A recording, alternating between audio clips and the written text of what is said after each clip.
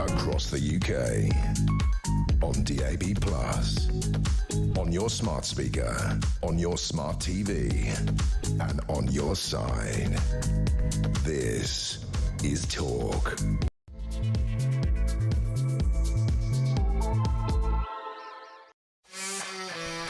Good evening and welcome to the Political Asylum right here on Talk. I am your host, Kevin O'Sullivan, and I'll be steering you through 3 thrilling hours of news, views and topical debate. Get involved, get stuck in, get on the phone and call me on 0344499 1000, or you can WhatsApp voice note me on the same number, and I promise to play your message out. It's Monday, February the 24th. Here's what's coming up. 2-tier justice in all its lack of glory. All those allegedly deeply dangerous keyboard warriors sent to jail for years after posting hurty words on social media during the summer riots must be thrilled to see Labour MP Mike Amesbury getting just 10 weeks behind bars for actual violence, beating the hell out of some poor guy he clashed with on a drunken night out. Does this sound like a fair and decent legal system to you? 0344499 1000. Meanwhile, why did Manchester cops call on a traumatised old granny to pull her up about her social media posts criticising a Labour councillor on the same vile WhatsApp group as disgraced former health minister Andrew Gwynn? 2 detectives made it clear that 54-year-old Helen Jones committed no crime in calling for the councillor to resign. So what were this pathetic pair of ridiculous rozzers up to? Haven't they got better things to do? It's not a crime, so why are you there? Apparently they had to speak to her about her posts and tell her that somebody had complained. When she said who complained, they said we're not at liberty to tell you that. In the end, she did wheedle out of them that it looked like the complaints came from somewhere near the councillor in question, probably the councillor himself or his partner. They have finally conceded this, but no crime. They said you haven't committed a crime. So what are they doing? Why are they wasting their time? Why are they wasting Helen Jones's time? Why are they wasting taxpayers' money on this futile pursuit of non-criminal hate incidents? It's absolutely ridiculous. 0344499 1000. In other news, the biased BBC is under massive fire after admitting that its shameful slice of anti-Israel propaganda, the film Gaza: How to Survive a War Zone, cost £400,000. As Kemi Badenoch has quite rightly asked the state broadcaster's useless Director-General Tim Davie, how much of that money went to Hamas? A perfectly valid question, considering the star of the show is the 13-year-old son of a senior Hamas official. Apparently, the official in question is the Deputy Agriculture Minister of Gaza, of Hamas in Gaza. What agriculture? Deputy? They don't even need a single agricultural minister. Why have they got 2? Where are all the big fields of wheat and combine harvesters and corn, olive tree? Where are they? You know, what does the Deputy Minister of Agriculture for Hamas actually do, apart from get his son onto shamefully biased, prejudiced BBC documentaries? He manages to do that. 0344499 1000. Also tonight, the latest on Trump's Ukraine peace drive as EU leaders gather in Kiev, and Keir Starmer prepares to be the second European Supremo to meet Trump in Washington. Not the first, the second, after Macron. So France comes first and then Britain. Good, eh? Also, the migrant crisis tonight, as former Australian Prime Minister Tony Abbott accuses the French of not wanting to stop the boats. I think he's right. I think that is true. What do you think? 0344499 1000. Abbott says unless we get the French to actually start stopping the boats, to actually desire, to want to stop the boats, there's no chance of solving the crisis. I think he's right. What do you think? 0344 499 1000. Plus, the shock new report dismissing the UK's firefighters as racist, misogynistic and homophobic. Like these reports always do. Do you really care? I mean, I don't particularly, I suppose, if you push me, want my firemen to be racists or homophobes or misogynists. But mainly, I'll be prepared to put up with them being all of that, as long as they're very good at putting out fires, you know. Before you put out the fire in my house, I'll need to know whether or not you're a racist. I mean, what's going on here, folks? Madness, woke madness. 0344 499 1000. The new mad craze on TikTok, dropping heavy objects onto your feet. I mean, why? But there's a sinister side to this. And more kids are dying with these various lethal challenges that they come up with on social media. So we will talk later to a mother who will not see the funny side of this latest nonsensical activity, dropping things like toasters and, sporting equipment onto your feet. Get a life. 0344 499 1000. And finally, why Meghan's car crash business plans get worse by the day as they descend, frankly, into pure farce. Kinsey Schofield joins me later with all the gory details. Stay tuned for that. All that and so much more, so don't go anywhere. Stick with me right here, right now, on Talk, the home of free speech and common sense. Let's spend Monday night together, and in the studio, it's my Monday mate, fellow Talk presenter, of course, and social and political commentator, Russell Quirk. Welcome, Russell. Yeah, good evening. How you doing?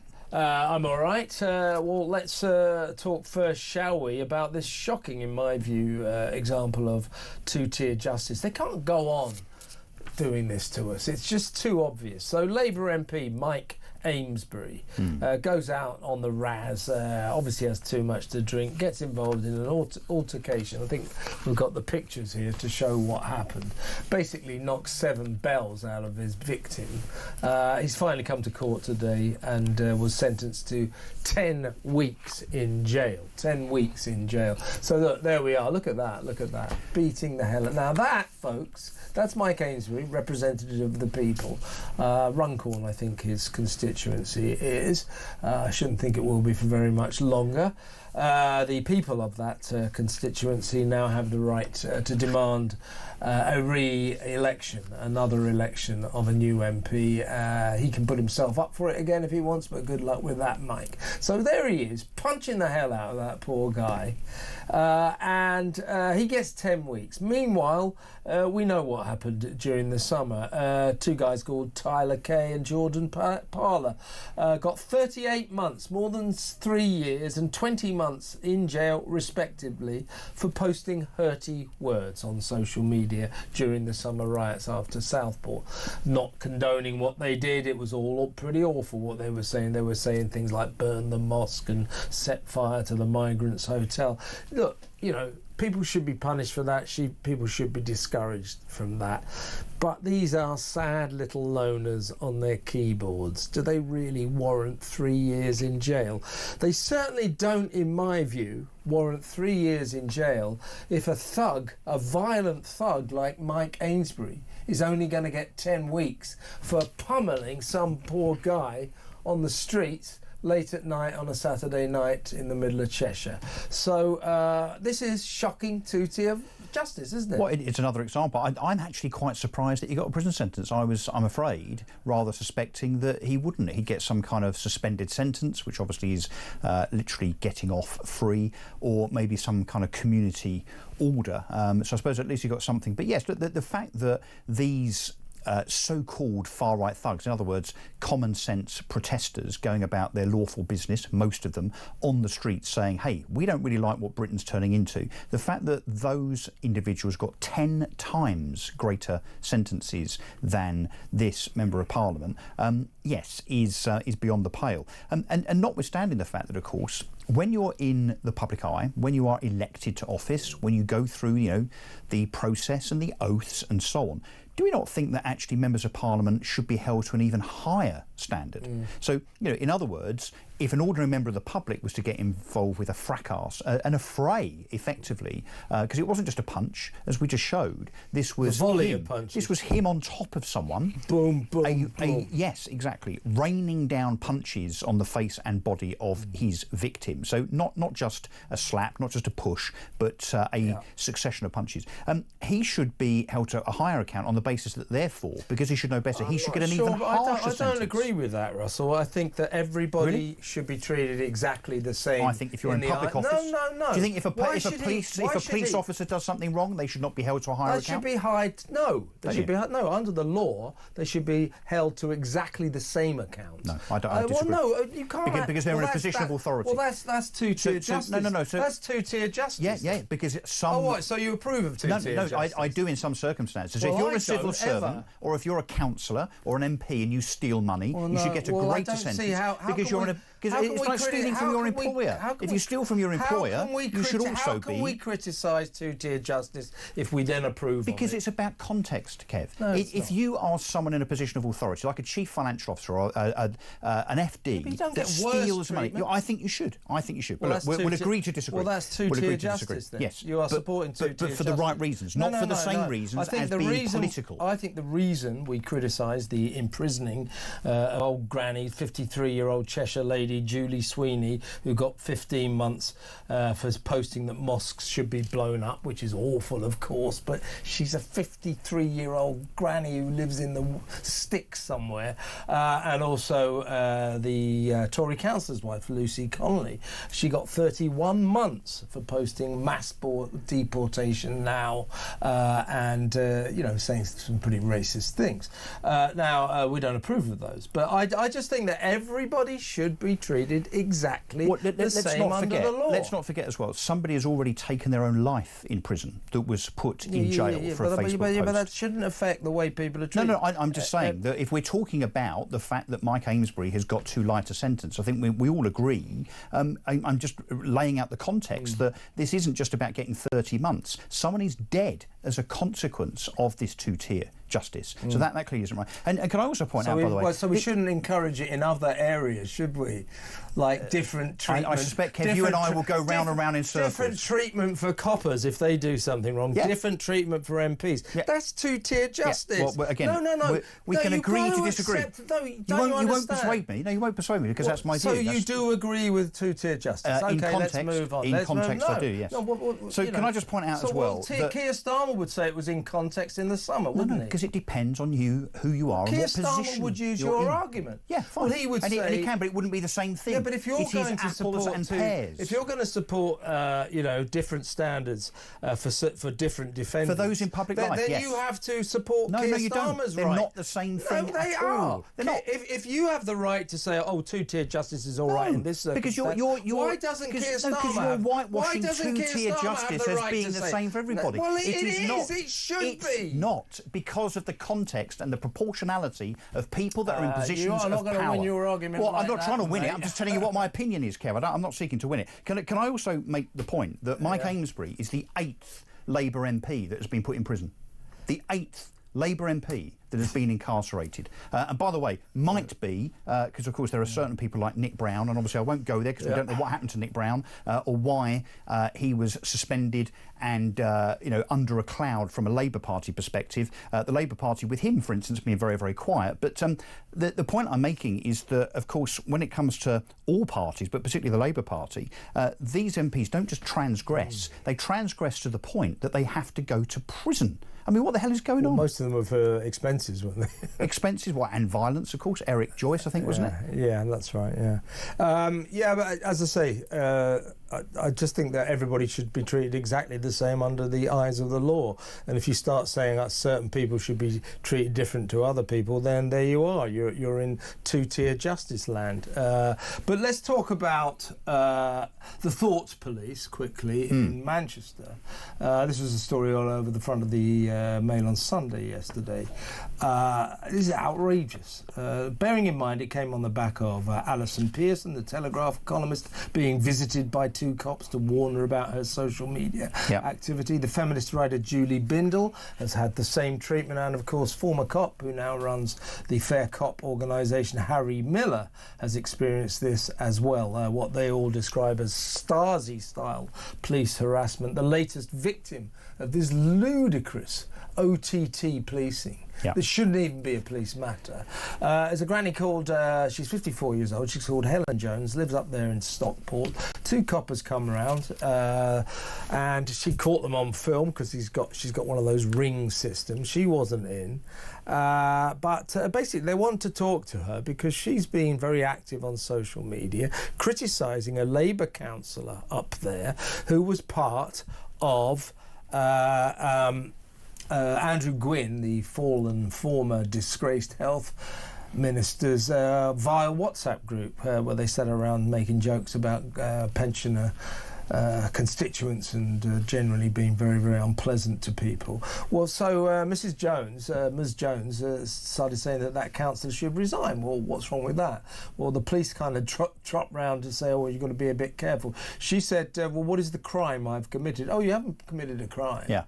Well, what are they doing there, but the odd thing is, so only after a bit of pressure, it seems, from her, and subsequently there has now been a statement by the Greater Manchester Police saying, we spoke to the woman for 6 minutes to advise that she was the subject of a complaint of harassment and to answer any questions she may have, but no further action is necessary as no crime has committed. And as you say, well, why take this up as a police matter? And bearing in mind, there were not one but two of them, and they were detectives. Now, no wonder we have, here's again some quick stats for you as regards the state of Britain and crime.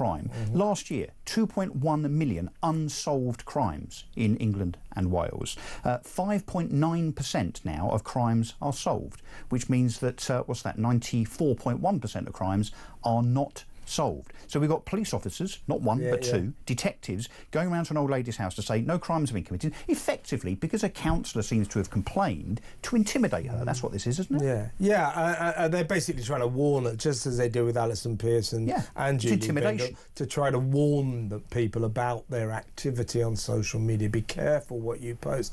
None of your business, Rozzers. It really isn't. It's an outrage, this. And Greater Manchester Police has got a newish Chief Constable, Stephen Watson, who sounded like good news when he came in.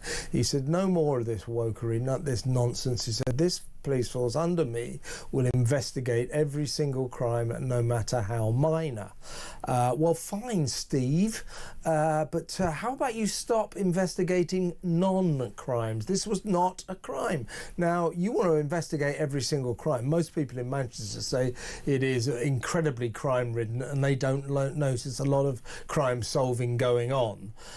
You might solve more crimes if you didn't waste your detectives' time going round to people's houses who haven't committed a crime. How about that, Mr. Watson? The Greater Manchester area remains one of the places with the highest crime rates in Britain and fails to solve 3 out of every 4 shoplifting incidents. So clearly they could be using their time a little bit more usefully than investigating non-crimes. Well, they could. And again, another quick recap. In the last 12 months, knife crime up 4%, robbery up 4%, shoplifting's up 23%. That's only the crimes we know about, bearing in mind the vast majority won't even be reported. Crimes of violence up 27%. And again, we're going through the motions of intimidating grandmothers for a non-crime whilst all this is going on. You talk about chief constables, though, Kev. I'll tell you who also are the culprits.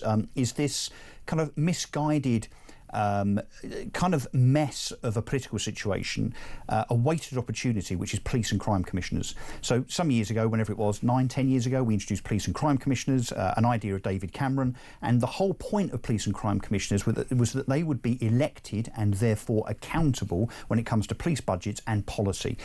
Well, I know not many people come out and vote for these guys and girls, but surely if you think in your area, like mine in Essex, where crime has gone up, detection rates have gone down. Alison Pearson lives in Essex. Sorry for the whole country. Yeah. But find out who your police and crime commissioner is now, make a note of it, and make sure you don't vote for them the next time they are up. Some people, someone, somewhere has to be accountable for this stuff. And if it's not going to be Keir Starmer and the government, it's not going to be chief constables because they're not elected. We've got to start making a stand as voters, as the electorate. Otherwise, it's just going to continue and continue. But I fear it's ingrained now in the way that we go about policing. These top cops, as I say, Stephen Watson promised to be one of the better ones, but since he's presiding over this kind of Stasi-like nonsense, perhaps he isn't going to be one of the better ones. But too many of the top cops, all they care about is community relations, wokery, dancing the Macarena.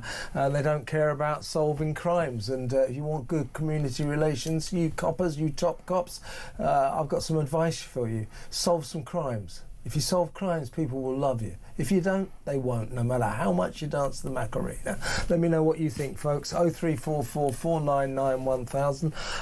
Russell and I will go off and do a bit of dancing during these messages. Back in a little while.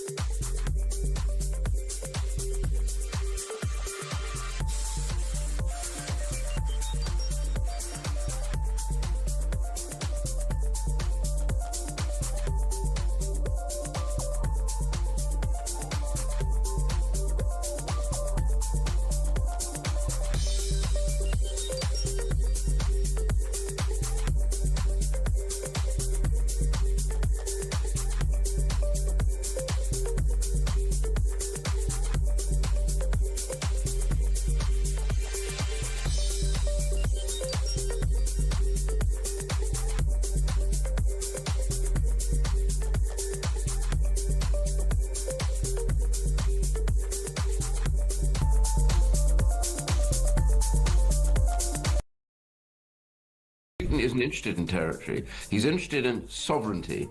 He believes that he must recreate the boundaries of the old Soviet Union. He hated the idea of Ukraine becoming a country after the collapse of the Soviet Union in the Cold War. And he has been determined ever since to absorb it back into Russia, and also because of the huge amount of minerals, and also the fact that they grow huge amounts of wheat, which is exportable to the rest of the world. He wants all that back, and he won't stop.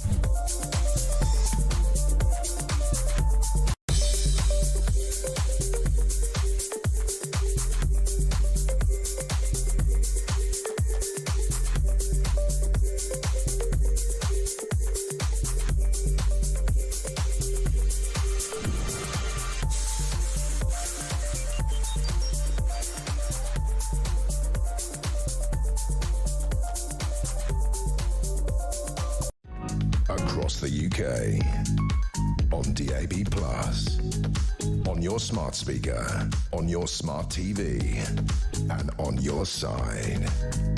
This is Talk. Welcome back. I'm still with the excellent Russell Quirk. We don't always agree on everything, but we mainly do. Mainly. Well, we're going to agree on this. That's for damn sure, Russell. This is outrageous. Pressure is now growing on the BBC after its disgraceful documentary called Gaza, How to Survive a War. A kid called Abdullah Al-Yazuri, 13 years old, was narrating this heartbreak video. What the BBC didn't tell the audience, the people who tuned in, was that he is indeed the nephew of Hamas's Deputy Agricultural Minister, Ayman Al-Yazuri. So he's the son of a Hamas terrorist. Now, the BBC said, oh, well, the independent producers didn't tell us that. So they then, Russell, they then put an apology under it, or a trigger underneath the iPlayer. It's still on the iPlayer. It says, oh, just a warning, just to let you know, this seemingly innocent narrator is actually a terrorist's son, the son of a Hamas terrorist. And people are going, well, that's not good enough. Oh, they said, we apologise. Oh, that's not good enough. Pull it down. It is disgracefully biased. It is a piece of propaganda. anti-Israel, as is the state broadcasters won't hear. The BBC is pro-Palestine and anti-Israel. It's obvious. Anyway, they eventually pulled it down on Friday completely, reluctantly, after we're going, this is ridiculous, get rid of it. They go, oh, all right then. And do you know what they then said? We'll pull it down while more due diligence is carried out. Your due diligence, you half-wits, should have been before you put the programme on. Due diligence should have told you that the narrator was the son of a Hamas terrorist. Instead, you just put it on. Anyway, Kemi Badenoch, the Tory leader, quite rightly, doing her job properly for once, has written to the BBC Director General Tim Davie, asking to know how much this production cost and how much of that money went to Hamas. Very good question under the circumstances. Well, we don't know how much went to Hamas, but rest assured some did, via that kid, if nothing else. He'd have been paid, his parents would have been paid, so Hamas got some of your money if you're a licence fee payer. So I am, I'm sure you are as well. So all of you pay your licence fee. It looks as if the BBC gave some of your money to Hamas. What do you think about that? They're not admitting that yet. But guess how much it cost, this show? £400,000. £400,000 they just spaff on this documentary without checking who the hell is in it. What's going on at the BBC? Well, and does ever a week go by where we don't have legitimate calls to criticise the BBC, whether it's for one of their presenters or their shows, their attitude, their kind of approach to, whatever. It just seems that this is a constant thing, and I can tell you why it's a constant thing, is because there used to be a thing which was no taxation without representation. Remember that saying? Yeah. Well, the BBC is the exception, because we are taxed. Does that go back to Wat Tyler? I remember a certain argument I had with a former person of this parish, Vanessa Feltz, over this very, very subject. I don't know the name. It got quite fiery, I have to say. It got quite fiery, where I said to her, as an ex-BBC person, that the licence fee is I remember this. Tax. Yeah, well, yeah, it definitely ruffles some feathers. Not mine, I can safely add. But yes, my proposition, my contention was that because we are forced to pay the licence fee, it is therefore a tax. I mean, even if you don't watch the BBC, you still have to have a licence fee, so therefore it is a tax. It's a very, very antiquated, draconian, outdated way of funding television. But the problem with it is, back in the 1950s when it was invented, when it was introduced, it was kind of okay as a public sector broadcaster. We now know that the BBC is biased beyond belief, so they don't act in the public's interest. But also the world has changed because of things like Amazon Prime, Netflix, Sky, and so on and so on. So what we effectively therefore have is a BBC run by lefties with a budget of £3 billion of our money, which is totally and completely unaccountable. There is no accountability whatsoever, which is why you end up with problems with Gary Lineker and others. Hugh Edwards. Yeah, Hugh Edwards problems. Indeed, problems, let's go back a bit, Jimmy Savile and so on. Because, and even when it comes down to the quality and the content of programming, the fact that the BBC News for weeks and weeks refused to call Hamas terrorists and so on. They still don't. And so on. No, they still won't. Indeed. So it's all because there is no accountability. There's no scrutiny. You've literally got a Director General on, what, £600,000 a year, doing what they like. Everybody underneath them can do what they like. There's no accountability either to advertisers or to an electorate. I mean, it's not just an outdated principle. It's damn wrong. It's wrong that there's not that accountability to people that are forced to pay for what? Mrs. Brown's Boys, over and over again, for goodness sake. Well, if people like Mrs. I don't mind them spending money on Mrs. Brown's Boys. I'd love to hear from one person that thinks it's good. Well, it gets a few million every Christmas, but that isn't because it's on the BBC. You have to watch it. Yeah, but if it used to get 9-10 million every Christmas Day. It's gone down a bit. But if they're making programmes, harmless programmes, I agree with you. I don't like Mrs. Brown's Boys. Well, actually, it's Mr. Brown. Yeah. I don't like that very much. But if people do, fine, spend that money. But this kind of thing, this Hamas documentary. Now, Danny Cohen, former controller of BBC One, during my days of covering that scene, nice guy. He is now emerging as a serious critic. I mean, obviously, Danny Cohen, with that name, you won't be surprised to hear Danny is Jewish. But he is furious with his old employers. And he said £400,000 is a lot of licence fee payers' money. The BBC now needs to account for every penny spent on it. We should be transparently told where the money went and whether any of it reached the hands of Hamas. Well, Danny obviously did. That kid would not have done it for nothing. And there's always a deal with the parents and all that. So it's gone to Hamas. But There's Kev, no the doubt cover, about but it. you know, the cover here is going to be, we used an independent production company and we don't know. They won't tell us, that's what haven't they told try, us. but That's it what they'll won't say. work. Or they'll cover it by way of saying it was BBC Studios rather than the Well, no, BBC itself. It's a company called Hoyo. It's a company called Hoyo. Yeah, but it'll be obfuscation, but they sidestepping. But they won't. They can't get out of saying, well, they didn't tell us. They might not have told the BBC, but the BBC should have asked all the right questions. Was the first question Who to is ask? that kid? Who are these people in it? Who are the producers? Did you have to pay anyone? Who directed it out there? Where did the money all go? Well, they would have paid that kid. There's no doubt about it. So you can rest assured that British licence fee payers' money has gone to Hamas indirectly, if you like. But this is a disgrace, and Lisa Nandy, the Labour Culture Secretary, won't do much about it. She's sort of demanded answers. Yeah, but hang on, don't we think we should be demanding resignations, the Director General? I mean, no, the buck has to stop somewhere. Well, it has to. Well, you know, Someone's got to resign. When you demand resignations, true. how often do people resign? Oh, but we got to Hardly try. ever. Got to try. Yeah, but I mean, I demand Tim Davies' resignation about every other week. day. He never listens to me, and he still won't. I mean, he's useless, but then again, nearly every Director General is useless.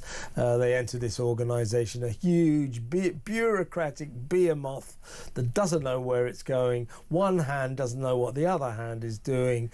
It's politically outrageously biased. Yeah, deformed by DEI. Yeah, and I'm afraid Tim Davies, the latest Director General, but he's more guilty than most of allowing the BBC's news department to become prejudiced and to lose its hard fought for reputation for impartiality. The BBC's biggest sacred tenet was our journalists are impartial. Well, here's the thing. They aren't anymore. They just aren't. They're pro-Palestine, anti-Israel. It's not a debate, it's a fact. And this documentary proves it, absolutely proves it. And I think, Russell, this is the moment they've gone too far. You know, we always call for inquiries, resignations, a full report. The BBC does exactly what it wants to do because it believes it's entitled to operate with impunity without us interfering with its procedures and how it goes about its business. Well, this time we're demanding answers and you're not getting away with it. I mean, this is an outrage. What do you think, folks? 0344499 1000. £400,000 of your money, if you're a licence fee payer, most people are, spent on a documentary which probably, almost certainly, funneled money to Hamas via this Hamas official's son. What do you think? 0344499 1000. When we come back, we are going to be discussing more issues, but we need to talk about Russia, Ukraine, Donald Trump, what's he up to? All the European leaders gathering in Kyiv this morning. Starmer finding out to his horror he's not the first European leader that Donald's going to meet in Washington. That would be Macron, I think, today or tomorrow. So Starmer's second. He's second. And what use is his meeting going to do? Nothing, I wouldn't have thought. But we'll talk about that next. Stay tuned.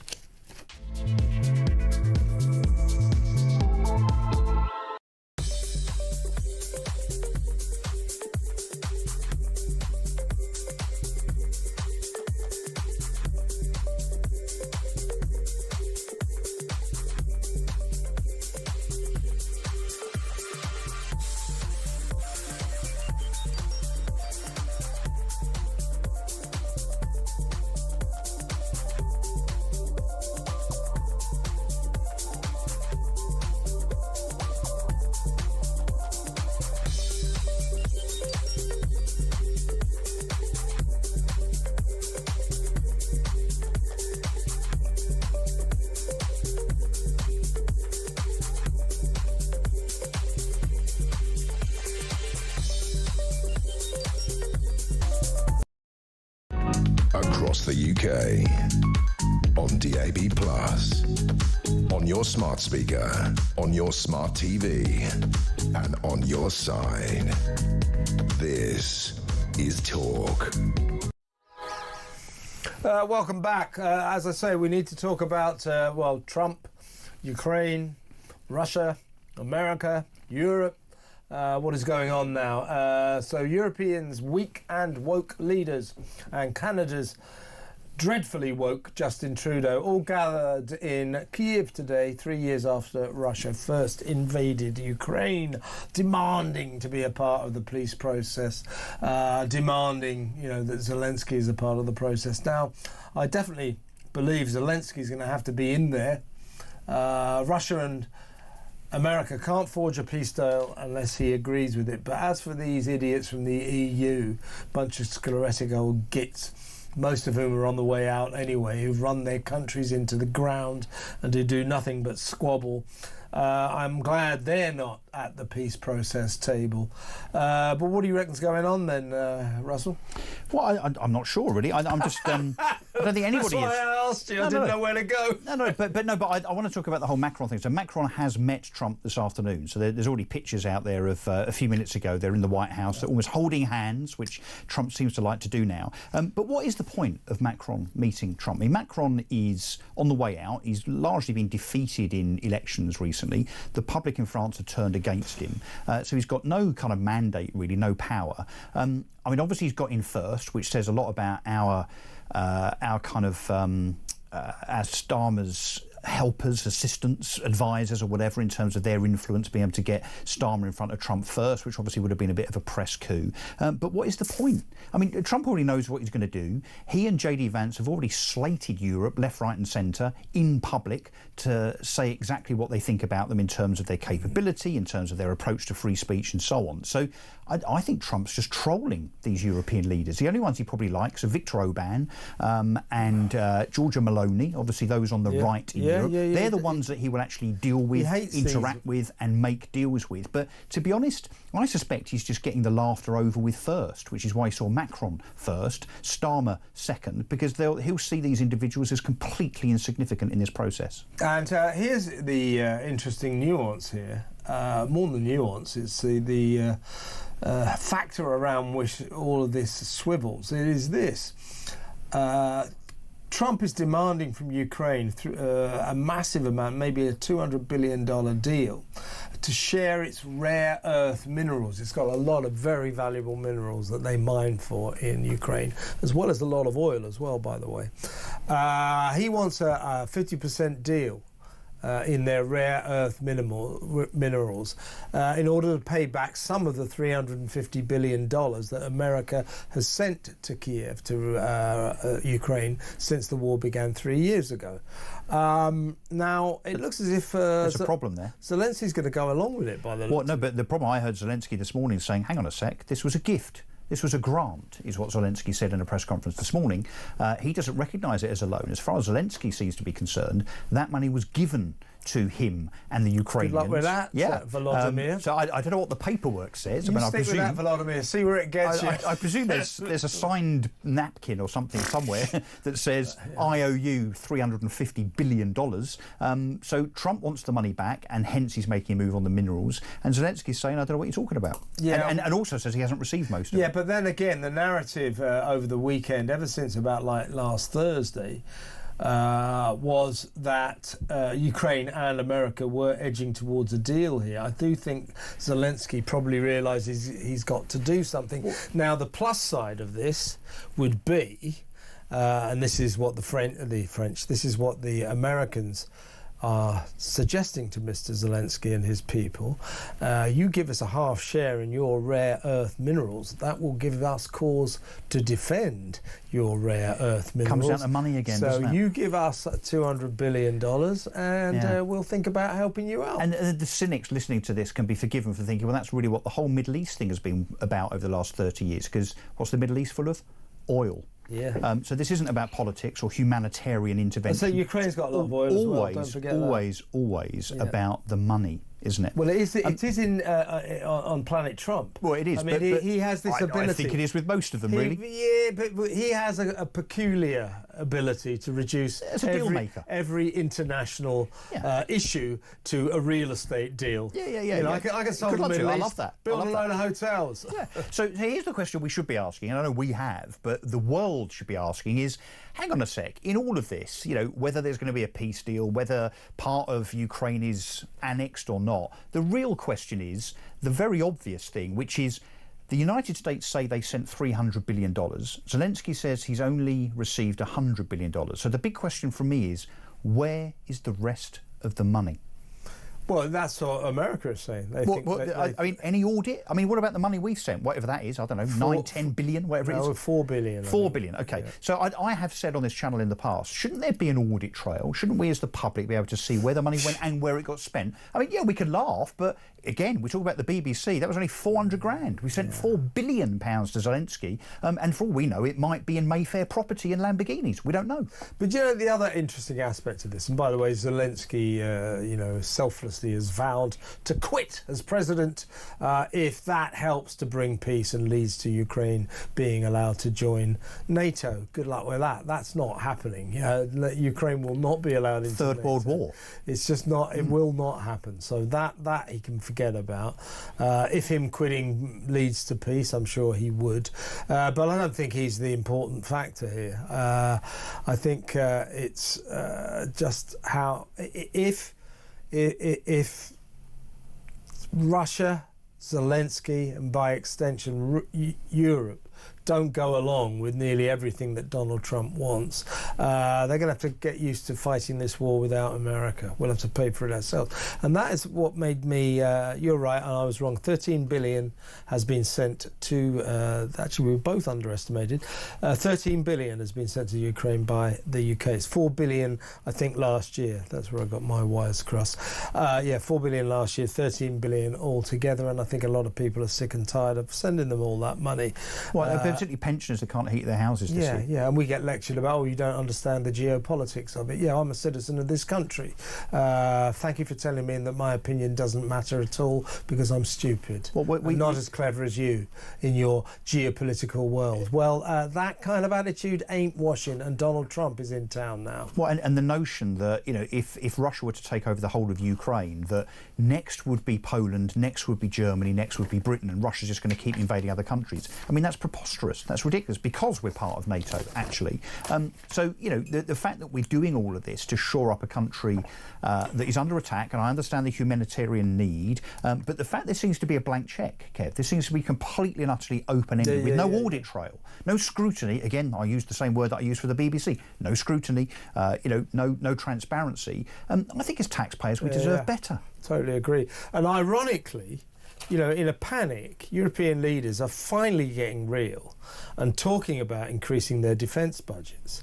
Not because... now, Donald Trump, in his last presidency, said, come on, guys, you've got to start paying your fair share, the share we agreed, and not welshing on the deal. Yeah. He said that throughout his last presidency, and every leader around the world said he's got a damn point.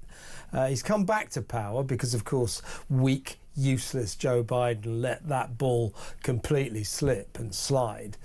He's come back in and said, start paying. Now, the European leaders, when he says start paying your fair share, they don't care. Suddenly, now, they are looking at the prospect of having to defend their own countries without America. They're going, oh my God, we better increase our defence budgets.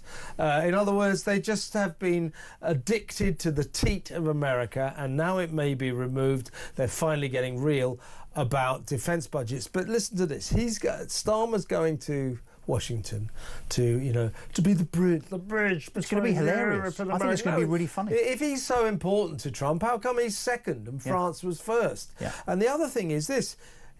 Trump's saying you've got to spend 5% of your GDP on defence. So more than double what we already spent. Yeah. Well, we spent 2.3%. Yep. By the way, America only spends 3.38, so they've got some way to go themselves. But 2.3% is better than some. It's better than France and Germany, but it's not very good.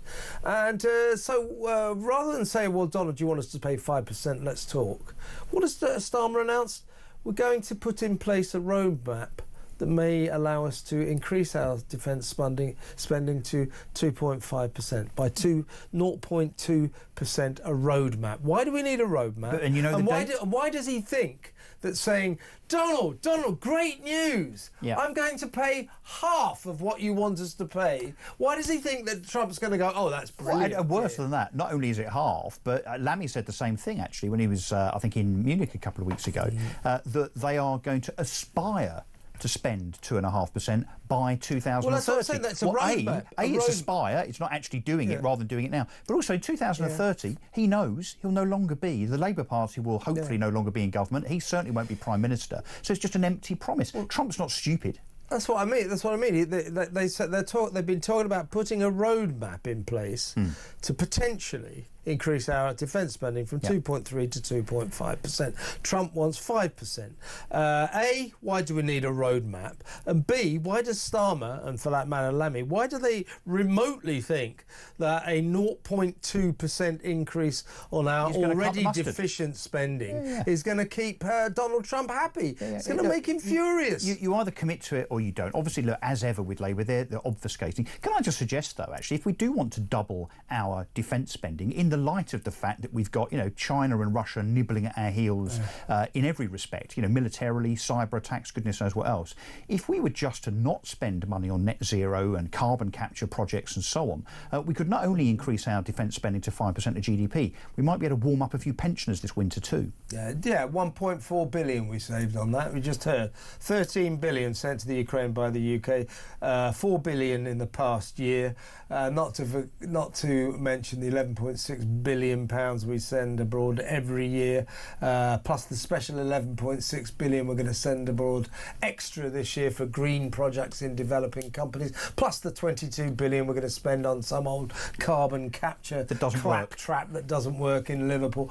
All this money, Ed Miliband's net zero lunacy, literally almost, well, not literally, but basically pumping money straight into the sea. Well, if we got rid of Ed Miliband, I mean, politically only, of course, is what I mean. If we got rid of Ed Miliband, it would solve the world's problems, I think. Well, it certainly solve ours, or certainly go some way to solve it. It'd give us nothing to talk about. But all this money that the Labour government are wasting abroad on mad net zero projects, while telling us, yes, I'm sorry, we have to freeze the pensioners this winter. No, you didn't. You never needed to do this. And we know this. We can see this from your other mad spending.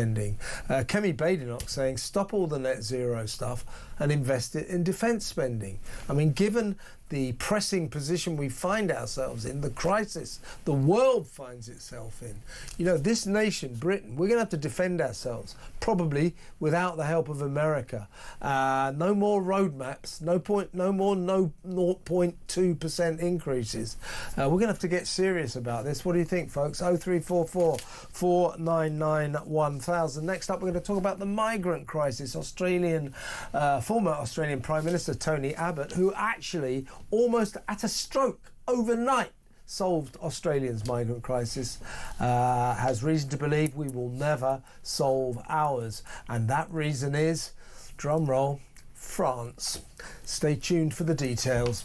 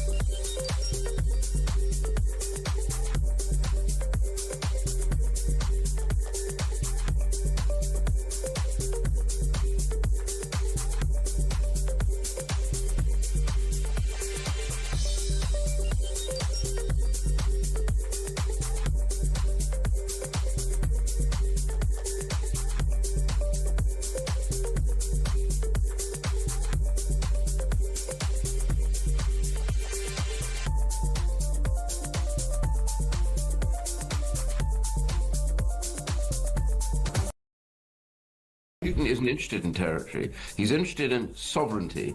He believes that he must recreate the boundaries of the old Soviet Union. He hated the idea of Ukraine becoming a country after the collapse of the Soviet Union in the Cold War. And he has been determined ever since to absorb it back into Russia, and also because of the huge amount of minerals, and also the fact that they grow huge amounts of wheat, which is exportable to the rest of the world. He wants all that back, and he won't stop.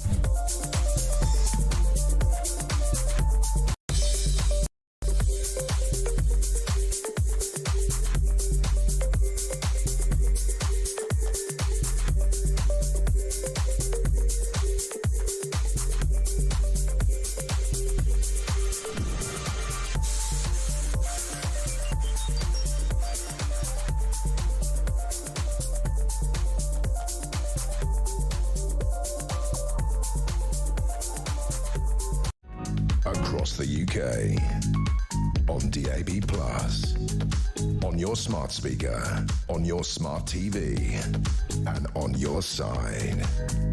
This is Talk. Welcome back. We're going to talk about the small boats crisis in just a second, but this just in, I'm still with Russell Quirk, who will be very interested in this, and possibly, like me, very annoyed by it. Maybe you will be annoyed about it. So this guy, Mike Amesbury, the MP for Runcorn and Helsby, sentenced earlier today to 10 weeks in jail on Monday after admitting to beating the hell out of a 45-year-old guy in Frodsham in Cheshire in a drunken brawl last October. You'll be pleased to know that while he's in jail, he'll receive his full MP's salary.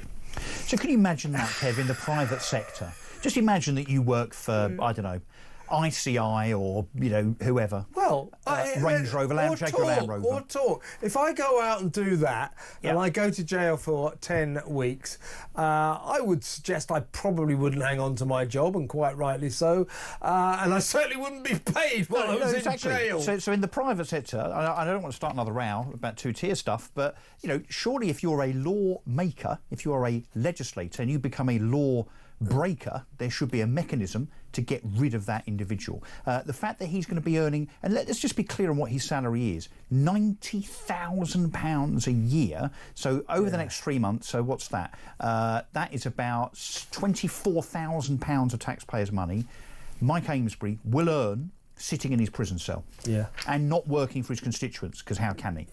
Technically, his constituents could now, what they call recall him, but they've got to get together. They've got to file an official complaint. Needs a percentage of the whether or not it happens is a moot point. Had he been sentenced to more than a year in prison, he would have been ousted automatically as an MP, and a by-election would have been triggered. My suspicion is there probably will be a by-election, but while he waits, while he serves this time in jail, as an MP, as an elected representative of the people, he will earn his full £91,346 a year.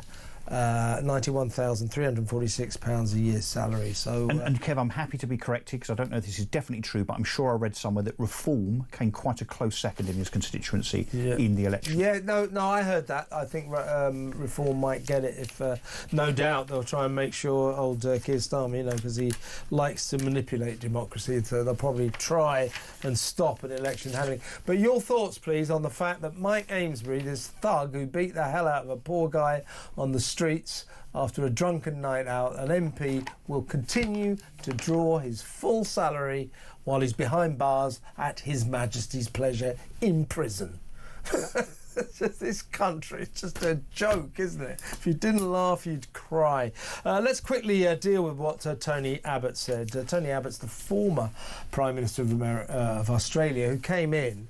And he basically, at a stroke, it was 2013, he came in as Prime Minister and he brought in something called the Sovereign Borders Act or something like that, which said that any migrant who tries to get into the country illegally, in other words, arrives on a small boat, an unregistered small boat, or arrives without their passports, without documents, illegally, and anyone who turns up in Australia not completely above board, in other words, on a proper legal vessel with documents, will automatically have their right to asylum rescinded. You won't get asylum if you come illegally on a small boat. Guess what? Their migrant crisis stopped in 1 day flat. It did. I saw a chart on this on the internet. If you Google this, you see the amount of illegal migrants that were going into Australia on a... They were coming in from Indonesia. Yeah, weekly, monthly basis. Up at Darwin. Literally within days. I mean, that line on that chart literally goes vertical. Yeah. Because, it's just the message to the migrants. You came here illegally. The moment you get here, it's a U-turn. You do not stay. Yep. Guess what? They stopped going. So why don't we do that? What he also said, though, and I think this is very interesting, he said that there are a lot of reasons why he doesn't see our migrant crisis being solved anytime soon. But one of the main ones is that the French need to stop the boats, and he says, let's face it, the French don't want to stop the boats. Well, they don't. They're not motivated to, because, of course, when they refuse asylum cases, which they do at a rate of about 10 times more than we do, by the way, they know that it's OK because those migrants' second choice is us. So if they stop them, then they're not going to come to us, are they? So they stop the asylum and then encourage them almost to come here. So they've got no interest in stopping those migrants coming this way, which is why they're not puncturing boats, why they don't turn on their CCTV systems that we've paid for on the beaches, why there's no gendarmes at Dunkirk, Calais and wherever else patrolling those beaches. Look, again, it's a joke. We're a joke. I think what we should do, I mean, who's the guy that they employed 4 months ago to be the border czar? Martin Hewitt, wasn't it? Former copper. Should we sack him, because we haven't seen him since, and put Tony Abbott in charge? It might be a thought, but as long as our government, gormless Keir Starmer and idiotic Calamity Cooper, the Home Secretary, have this policy, this pretend policy that will solve the migrant crisis by smashing the evil people smuggling gangs. As long as we got that policy, we can't solve the crisis. You've got to stop the migrants. You've got to stop the migrants. Tell the migrants that the moment they turn up in Britain, we detain them, charge them, convict them, and then send them home. They'll stop coming. But the French, which took £500 million off us, they don't want to solve the crisis because all they want to do, if possible, is wave bye-bye to the migrants. They want them out of Calais. Kev, we're 8 months into this government, nearly 9, I think. How many gangs have they smashed? Yeah, none whatsoever. It's pointless. And do you know, Russell, this is a true story, that about a year or so ago, after Rishi had forged this useless £500 million deal, a French copper was seen on the beach stabbing, puncturing dinghies, blow-up dinghies. He was reprimanded and told never to do that again. Yeah, we should do a lot more of that. You see what I mean? It's the only stabbing that's good. The French are letting them come. They don't want to stop them. Tony Abbott is right, isn't he? Unless we get the French to stop the boats, we're in big trouble. That and detain them and deport them. Pretty easy. What do you think? 0344 499 1000. Stay tuned. Much still to come.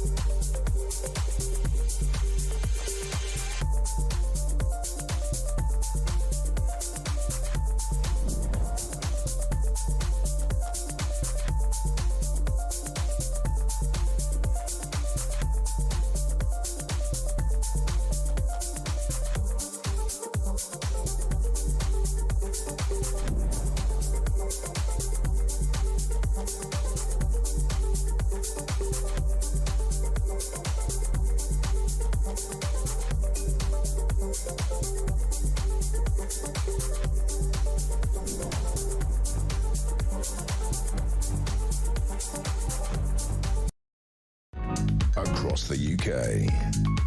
On DAB+. On your smart speaker. On your smart TV. And on your side. This is Talk.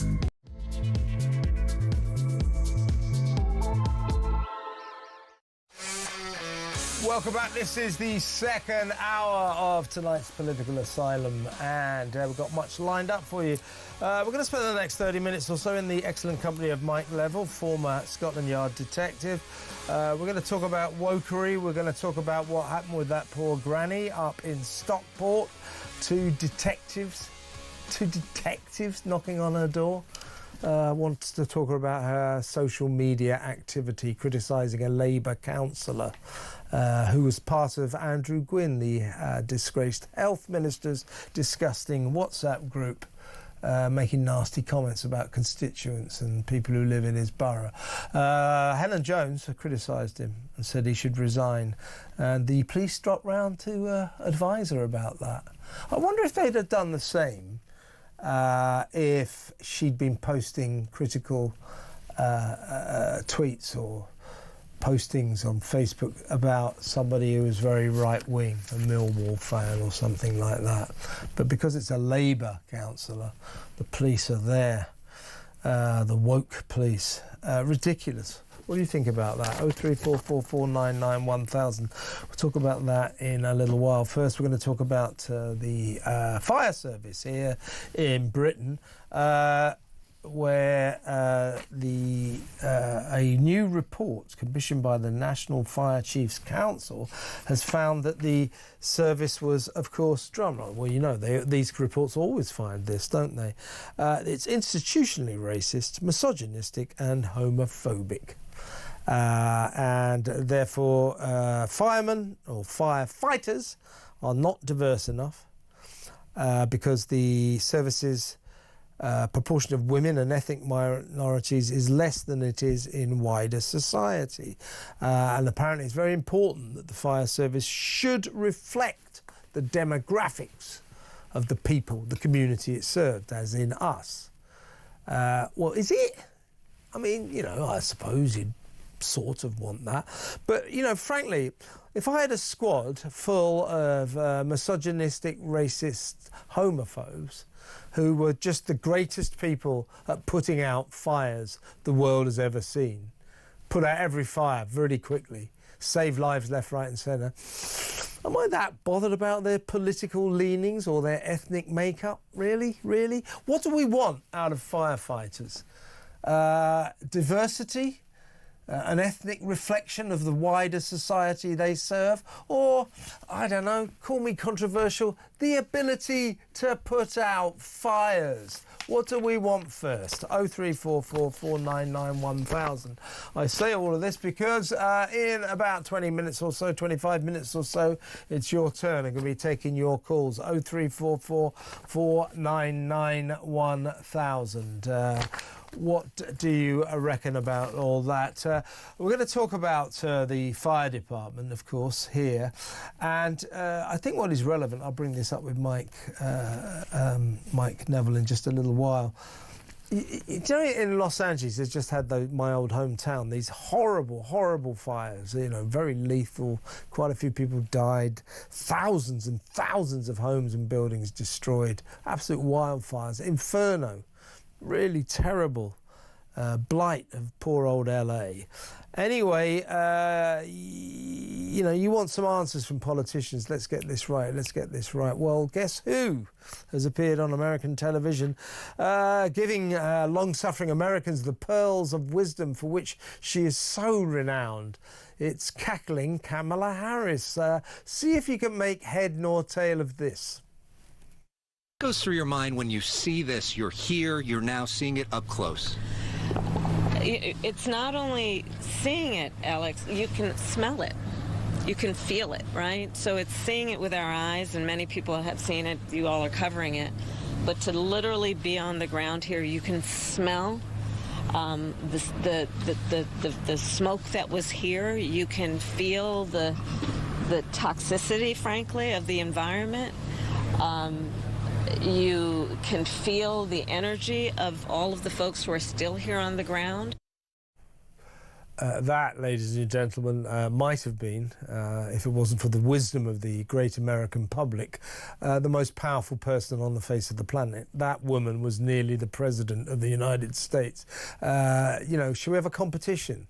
We've got a competition going right now, and at 25 grand, all you have to do is kind of write in and you could win it. Maybe we should offer another 25 grand to anyone who can decipher that utter gobbledygook spewing out of the illogical mouth of that idiot Kamala Harris. What was she talking about? You can feel the energy of the people who've lost their homes. What is she talking about? But it just goes to show the kind of politician that we have to put up with in all this. Now, the Los Angeles Fire Department, it turns out, it transpired, we found out as LA was consumed by this massive inferno that the LA firefighters didn't seem to be able to stop. The three people in charge, the number 1 and the number 2 and the number 3, the three people in charge running the LAFD, the Los Angeles Fire Department, were all lesbians.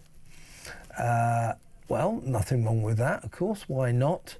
But it does seem kind of proportionately sort of unlikely, doesn't it, that they're going to be the three most talented, the three best qualified people to run the fire department?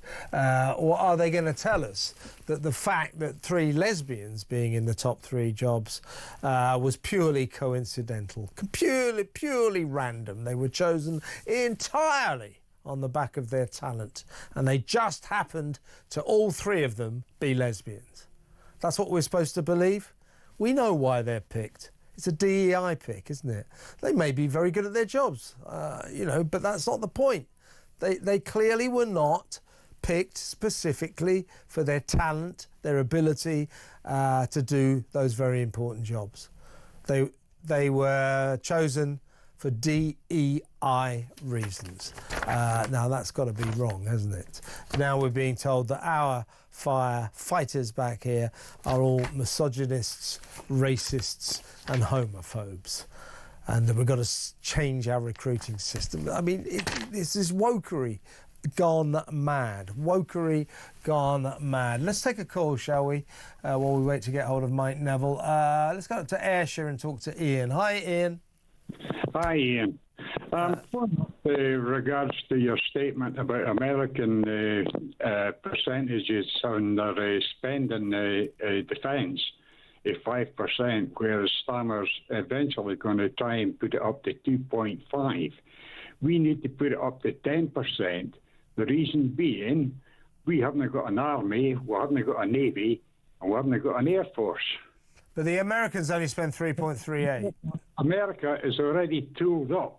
It's got an air force, a navy, and an army that... yeah, how do you think, Ian, how do you think that Donald Trump is going to take it? I mean, this idiot Starmer, he's flying over to Washington, you know, sort of positioning himself as the bridge between Europe and America. Yeah, right. So, in order to do that, you're going to have to say some things that Donald Trump likes. Now, Donald Trump has told Britain, as well as all the other European countries, start contributing 5% of your GDPs to defence spending, because that is the NATO deal. He needs to up his own expenditure as well, but that's beside the point. What is Starmer going to say to him? This is what Starmer's going to say to him. We've put in place a roadmap that may increase our defence spending from 2.3% of our GDP, our gross national product, to 2.5%, precisely half of what you, Mr. President, have asked for. How do you think, Ian, that Keir Starmer thinks that is going to endear him to the President of the United States? I honestly don't know what his ideas are, but my statement is we have no army, we have no navy, and no air force. We can't put aircraft on an aircraft carrier. The 2 boats that we had are in dry dock, or docked up because they're no fit for purpose. We can't even stop the Russians trawling over the top of our power lines and communication lines. Do you know what's worrying, Ian? You're absolutely right. You're right. We should think about back in the 1950s, we used to spend 7% of our GDP on defence. You're absolutely right. If we wanted to get real, we should think about 10%. But if we go to 10%, loads and loads of other services will cease to exist. It's going to be a lot worse than moaning about the winter fuel allowance getting cut. Pretty much everything will get cut for that. So that isn't going to happen. But do you want to know what's worrying, Ian? For everything you've said quite rightly about our hideously depleted defence forces, our hideously depleted military, and the ludicrously low amount we spend on it, we are militarily the most powerful country in Europe. So if you think we're bad, the others are worse. Dreadful, eh? We're arming our soldiers at the moment with brush handles like Ursula von der Leyen was doing with the German army. That was Germany and France, they spend about 10p a year on their defences because they're addicted to the teat of America, and that teat is being removed from us right as we speak. Interesting call, Ian. I've got to move on, but please call me again. You got a very good point. Ian in Ayrshire there. Mike has now solved his technical problem, so we're going to go over to former Met Police Detective Chief Inspector Mike Neville. Hi, Mike. Hi. Yes, sorry, troubles with the internet there, Kevin. That's all right, mate, no problem. We've all been there, me more than most. Well, let's quickly talk about something that isn't your area, but I know you'll appreciate the story. It is the fact, we're talking about the fire department here, the fire service, as we will call it. A report has come out which has found the fire service to be institutionally racist, misogynistic and homophobic. This review has declared that, and I quote, "The common image of a firefighter is for the most part of a white heterosexual male turning out in a fire engine to fight fires." It goes on to say the diversity of the service needs to be much more reflective of the community it serves. Now, I heard, as I was just saying, Mike, over in Los Angeles, the three people running the fire department, they're all on about $500,000, $450,000, $375,000 a year. All three of them are lesbians. And they want to kind of tell us that this is purely random, that it just so happens that the three most talented firefighters, the three most able people to run the massive Los Angeles Fire Department are all lesbians. That is a crock of crap, isn't it? These are DEI appointments. They may be very talented people, but you can't foist upon a community three lesbians and say that's just coincidence. So they're DEI appointments. And what this report is trying to do is to foist on our fire service in Britain similar standards, that therefore you don't necessarily go for the best person for the job, you go for the DEI appointment, so we can get away from this horrendous image, Mike, and I quote, of a firefighter for the most part being a white heterosexual male turning out in a fire engine to fight fires. A white heterosexual male turning out in a fire engine to fight fires. I'm very happy to see other types of people do that as well. But as long as they can put out fires, I don't really care who they are, do you?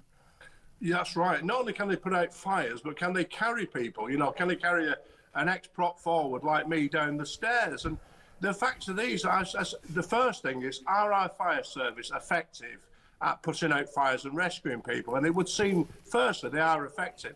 Secondly, why is it always white men who are hit like this? So 90% of NHS nurses are females.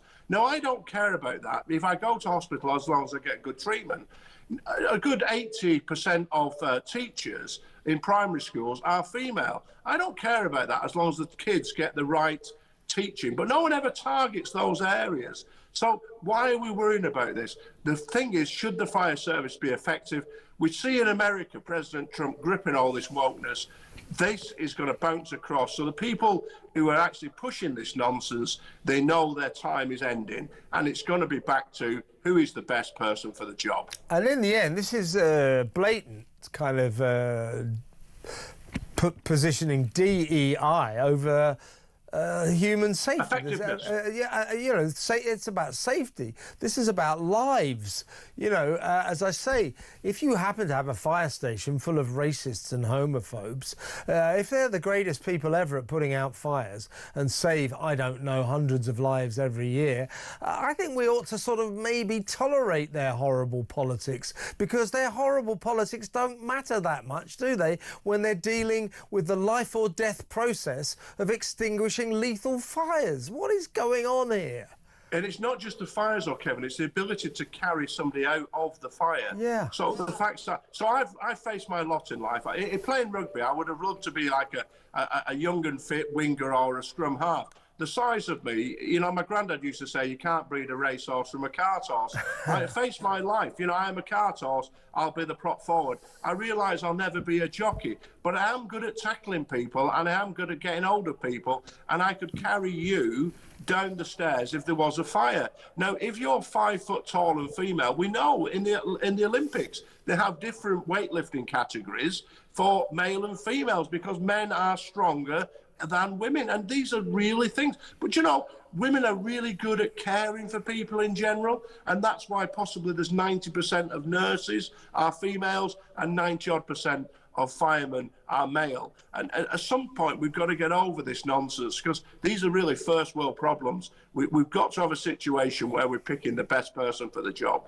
And why is it? I mean, I don't know if you were still a serving copper, Mike, when the Stephen Lawrence investigation of the police force came out, labelling the Metropolitan Police as institutionally racist. They may have had a point, but I believe ever since then, every time these fire chiefs or these chiefs of organisations commission a report like this, they always come back and say everyone's institutionally racist, misogynistic and homophobic. Every single time. It's almost as if it's predisposed for that conclusion, and that the Fire Chiefs Council will act on it. And I'm just wondering what it's all... It's wokery over common sense, if you ask me. Well, it's an agenda, Kevin. Since that time, people have been really focusing. The reason Stephen Lawrence's killers weren't arrested was incompetence. It wasn't racism. There's been so many inquiries that have failed, who are white victims, black victims. That's the reason. The reason the left seized upon that is because the killers were white. They really don't care if the killers of a black person are black. They just ignore that. It's a terrible business how they seize on an agenda. But people made whole careers out of anti-racism, when this is a really fair country. I think we're a really decent country here. We treat people fairly. But by doing all this, selecting people, what you do, the fire service, the police, the army, the armed forces used to be really good places for white working class lads in particular to further themselves, and all the time it's taken away from them. Yeah, and when they talk about this report adds that the diversity of the service needs to be much more reflective of the community it serves. One of the female officers who runs the LA Fire Department, one of the 3 lesbians that runs the department, said exactly this. She said, well, you don't want people arriving at your house who are not reflective of the community. And you think, let's just unpick that, shall we? My house is on fire. I'm hoping that perhaps the firefighters can save it from being burnt to a crisp, being razed to the ground. And you think I'm worried about the diversity of the officers who arrive to extinguish the fire consuming my home. It's just insane, isn't it? It is insane, because as I say, if I was burning alive in my house and a big black guy turned up who was gay, I really don't care about that at all. Can you get hold of me, and can you get me? And thank you, I shake his hand. Thank you for saving me. Pete, it's like the police. I've said this 1,000 times. No one has ever said to me, I didn't like the colour, the sex or the sexuality of the officer who came to deal with the incident I was involved in. What they complain about is they've got a poor service. Yeah. And what people expect is the fire service will be effective at putting out fires and rescuing people in the right circumstances. And what they hear from this public sector sort of wokery is that we must have a black this, a gay that, an Asian that. No one cares. They just want a fire service, a police service, and anything service that provides what it says on the tin. Yeah, I mean, I'm not against the kind of impulse to want to have diversity in the fire service, but only if that unfolds naturally. To artificially start changing the recruitment techniques, you know, to sort of socially engineer a new diverse fire department that may not be staffed by the best firefighters, but is certainly staffed by, you know, woke and gay and lesbian people. You know, that's just insane. We need the best firefighters. It's like air traffic controllers. You don't want people who are not the best qualified, regardless of who they are. This is wokery gone mad again. Mike, stay where you are, and we'll talk about what's been going on with the Manchester Police next. Stay where you are, everyone.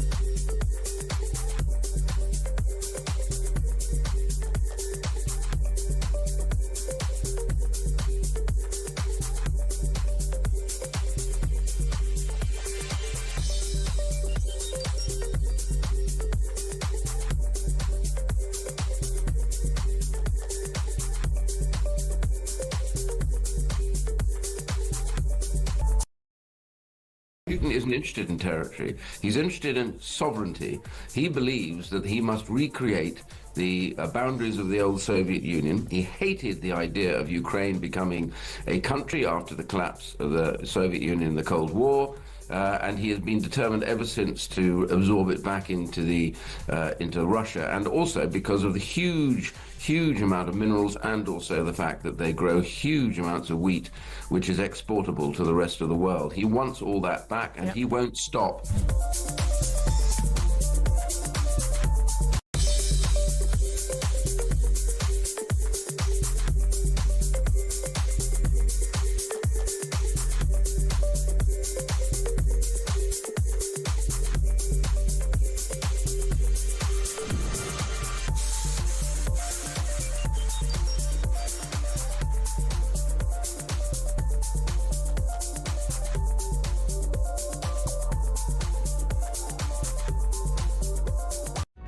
Across the UK, on DAB+, on your smart speaker, on your smart TV, and on your side. This is Talk. Welcome back. I'm still with former Met Police Detective Chief Inspector Mike Neville. Mike, I know you'll have strong words to say about this. It was all over the front page of the Mail on Sunday yesterday, and it needs to be discussed and it needs to be stopped. This was footage of two detectives, you know, not on the beat Rozzers, two senior detectives knocking on the door of 54-year-old granny Helen Jones in Stockport to question her about her posting on social media that a Labour councillor should resign. This Labour councillor was a part of disgraced former Health Minister Andrew Gwynn's vile WhatsApp group, you know, in which he called for old grannies to die because of their winter fuel allowance and all that sort of thing. So this councillor was on that group, disparaging constituents. And Helen Jones said, well, this guy's a disgrace, he should resign. For that, the coppers come round to her house, and she wasn't there, But she said to them, you know, via Ring, you know, that thing, the doorbell system, what, have I committed a crime? They said, oh, no, you haven't committed a crime, but there's been a complaint against you. We just wanted to advise you. If there's been a complaint against me by anybody and it's not a crime, I don't want the police wasting my time. I don't want the police wasting their time. I don't want the police wasting taxpayers' money. What on earth is going on here? Well, I agree, and I've heard already that, you know, the people are saying, oh, the police have got to go around because a complaint was made. That's not true. That is not true at all. And they used to serve these police notices with harassment cases, and that has been stopped as well, because what used to happen is that people can make spurious complaints and you're almost found guilty because this notice had been served upon you. And so most police forces have stopped doing that, because I could you know, put a load of Facebook posts up saying, I don't like Kevin O'Sullivan, he's no good. And join the crowd, mate. Join the crowd. Yeah, you can be silent. So, but it is simply not true. And then Greater Manchester Police say, well, we show how little seriously we take this, because we visited in 2 days because we're busy arresting robbers and burglars.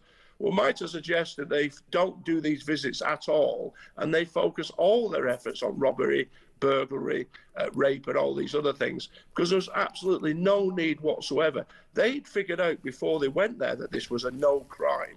So why are they there? It just shows. And the question that people always ask is if this was a reform candidate or a member of a party that the Liberal left didn't like, would the same thing have been done? And you have this two-tier policing, and that really impacts on trust and confidence in policing. It really is. And the newish Chief Constable of Greater Manchester, Stephen Watson, to his credit, when he came in, he said, right, my force is going back to basics. We're going to investigate every crime, no matter how small. Well, that's good, but Manchester Police, Greater Manchester has one of the highest crime rates in Britain, fails to solve a great many crimes. In fact, 3 out of 4 shoplifting incidents never get solved. So, you know, there's clearly better things the police could be doing, particularly senior detectives, than knocking on a 54-year-old grandmother's door to warn her about her perfectly legal social media posts. It's absurd. It's more than absurd. It's very worrying, because the posts were simply, should this councillor, should this representative resign? These are legitimate things to say in a democracy. And the idea that the police would go round and sort of warn somebody or say something, because the simple fact they could say, well, we didn't go around to warn them, we just went to make them aware. But if you receive a visit from 2 detectives, or if you receive a letter saying somebody's made a complaint about you, it may well have the impact of stifling democracy. It simply isn't good enough. This is really worrying times that we're in at the moment. And people look across the Atlantic, as I said in the first part of the programme, and they see what's happening there. And we need this change here. This wokery needs to stop. The police need to focus right now on thieving, burgling, raping and robbery, and not somebody saying a councillor should resign. And the councillor who made this allegation, somebody should have serious words and say, this is not a police matter. You're wasting police time. Yeah, and one of these coppers, when Ms. Jones, Helen Jones, said, well, what, you know, first of all, you tell me I haven't committed a crime, so why are you wasting my time? And then you tell me that you've got to tell me because there's been a complaint. Well, as you say, Mike, they don't have to tell you. And if there's no crime, the police should just throw the piece of paper away and forget it. But they maintain that they did have to tell us. So she said, well, who made the complaint then? And so I'm not, and then they won't name somebody. Yeah, well, they said it not at liberty to say, but when she pressed them, they did kind of admit that it either came from the councillor or the councillor's partner. But, you know, that's neither here nor there. No crime, There should be no police involvement. Stephen Watson, who seemed to be like one of the good guys when he came in, if he wants to run a proper police department, should cease this altogether, this kind of activity. Don't forget, not so long ago, the Daily Telegraph columnist Alison Pearson had a similar visit from two coppers, quizzing her about a social media post, totally legal, that she made a year before. Of course, Julie Bindel, the feminist writer, had the same. And Harry Miller, a former copper who's formed the Fair Cop organisation, he's had it as well. I don't understand why the police are even doing this, but it's absurd, it's ridiculous and ludicrous, but it's also, as you say, Mike, it's very sinister. They're acting like the thought police, calling on people to advise them what to post and what not to post on social media. It is none of the police's business. You're absolutely right, Kevin. It is absolutely very worrying, and this has got to be gripped because people are losing trust and confidence in the police. The British police used to be throughout the world would be honoured. Scotland Yard was seen as the best policing ever. British policing was seen as friendly, firm but fair.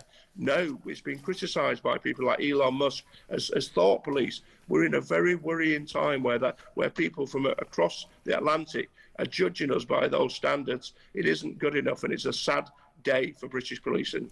Keir Starmer should take note. Keir, before you get on the plane to go and be kind of ignored by Donald Trump in Washington, take a note. This is what J.D. Vance was talking about when he regaled those cowering EU leaders with the very necessary speech about how they were all presiding over disgraceful assaults on freedom of speech, which is exactly what's happening here, which is exactly why in a 20-minute speech about the death of free speech in Europe, J.D. Vance spent 4 minutes of a 20-minute speech talking about Britain. And this is what he means. We are as guilty as the rest of Europe, and if Starmer doesn't understand that, we're in deep trouble. He should stop the police doing this right now. Absolutely. What we need to know as well, Kevin, is who authorised this. Somebody of inspector rank looked at this investigation and sort of progressed it. They knew it was no crime. Why was ever a detective sergeant, a detective constable sent to that? Their time would be far better spent making the people of Greater Manchester safer from villains and evil people, not doing what they've done here. Yeah, you catch the bad guys. Don't bother with 54-year-old grannies who may have posted something controversial on WhatsApp. Well, it's not even controversial. It's not even controversial. It's not even that. No swear words. No swear words. Nothing controversial. Yeah. Simply resign. By the way, I don't think it's illegal to swear either, is it?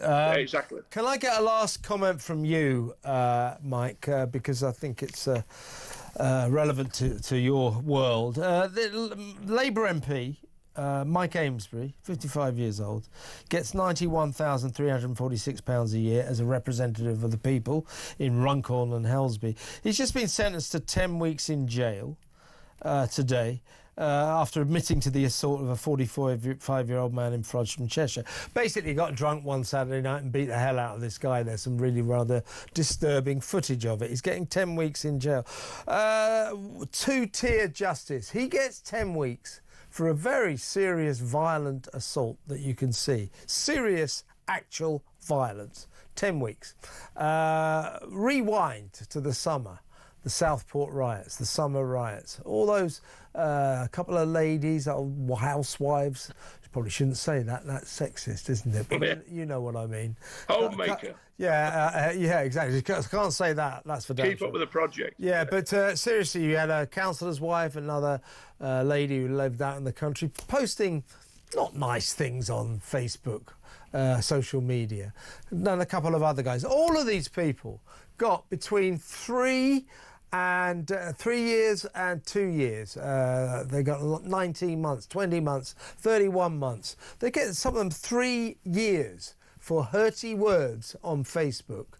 and this guy gets 10 weeks for actually beating the hell out of someone. This is an egregious example of two-tier justice and strikes me as rather favourable to one of the Westminster brethren. Your thoughts? Absolutely. And that this is what people see.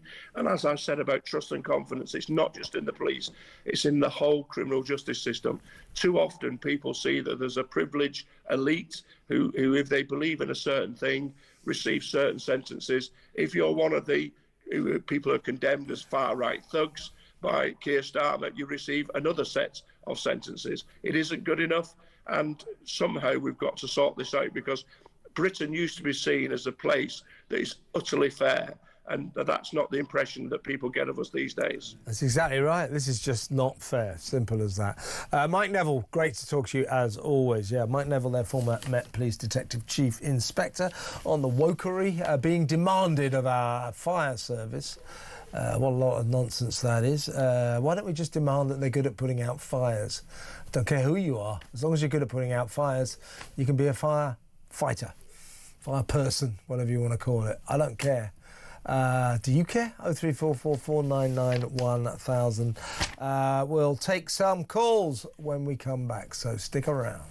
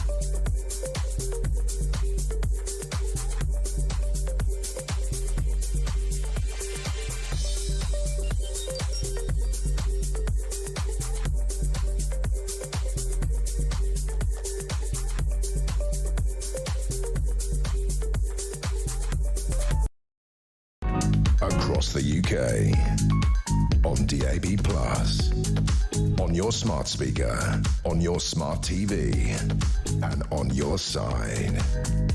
This is Talk.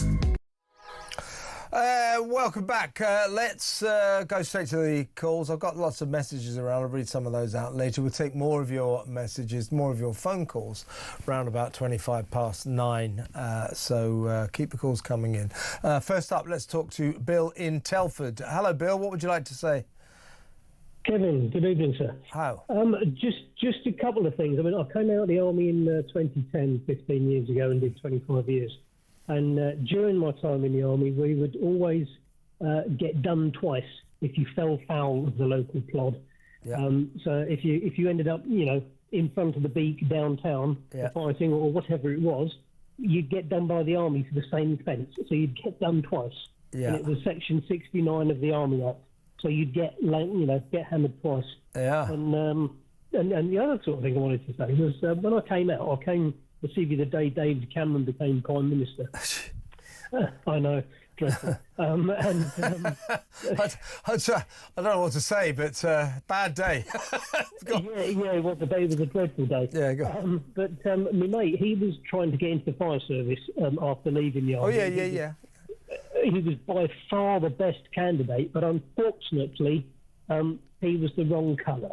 They weren't interested in him. Even though he tried to play the ginger card, they still wouldn't have him. So they were still doing the diversity gag back then. Yeah, going on for a long time. Do you know what? Yeah, do you know what's really annoying is Mike Neville, the copper who comes onto my show quite often. He's a former soldier too, and he says that the police force, one of their main avenues of recruitment was from the military. People like yourself, Bill, coming to the end of their military careers, but still, active and available for gainful employment. They would often go into the police, especially, but also the fire service. But that doesn't seem to happen anymore. It doesn't seem that we want ex-military people in our service industries. And I think that's a great shame, isn't it? Undoubtedly, you know, I mean, ex-soldiers of, you know, all the services have got all sorts of skills and disciplines that they can bring to bear for all kinds of roles in Civvy Street. Yeah. And, you know, we end up sort of chewing the fat quite a lot, and it's usually, unfortunately, having to work with civvies. It's very often the way it sort of ends up is sometimes people just don't have a clue about how difficult it is, you know, to stand on the front line to keep you safe, and then you come home and then you think, what was it all about? almost why did I waste my time? Yeah, I know the feeling, Bill. What have you done since you came out of the army? I'm an electrician now. I used to repair vehicles and things all over the world when I was in the army, so I came out and became an electrician, so I wire people's houses now. Good for you. Well, Bill, I think you made a very good point there. And yeah, of course, the other sad thing is that since we've ceased recruiting so many former soldiers into the police, into the fire service, similar kind of industries, so many ex-military men seem to end up, and women, seem to end up homeless. And that too is a scandal. And I want to say to you, Bill, it's a long time ago, but thank you for your service. We don't say that enough to our servicemen. Bill in Telford there. Let's go to Croydon and talk to Peter. Hello, Peter. Good evening, Kevin. How are you? I'm all right. What would you like to say? We want to talk about Starmer, yeah? I do, yeah. What a pair, them two, Starmer and Macron, aren't they? I mean, you got Europe's finest. Yeah, absolutely.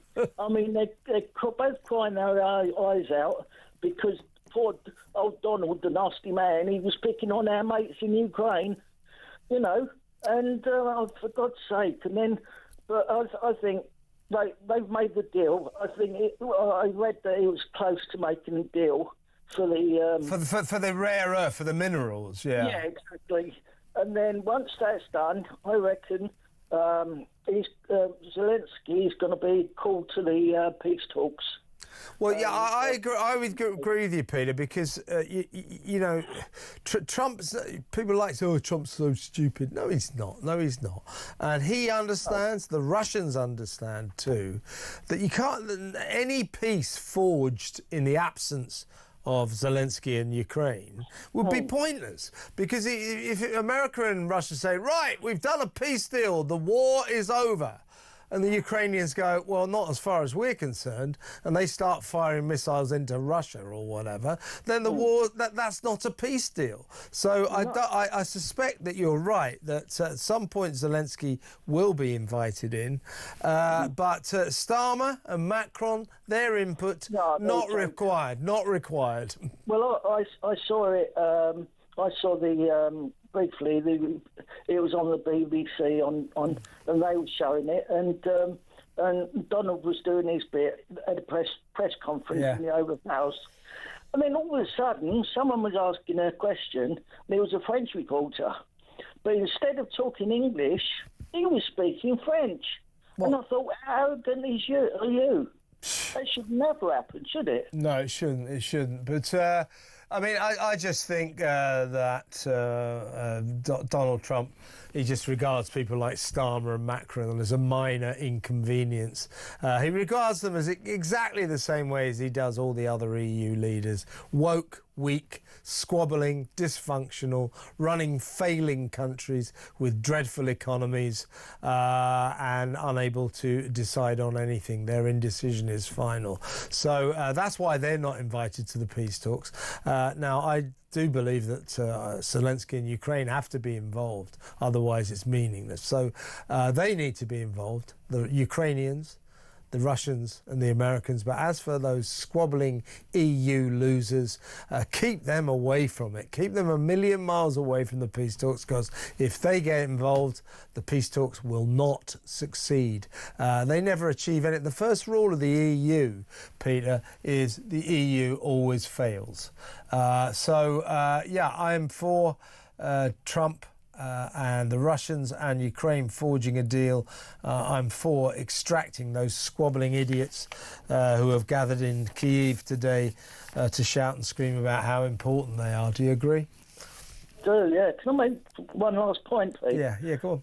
Trev, about Starmer. I think because he thinks because Starmer thinks Trump is below him, he can't stand it because Trump's getting the better of him, and he can't stand it.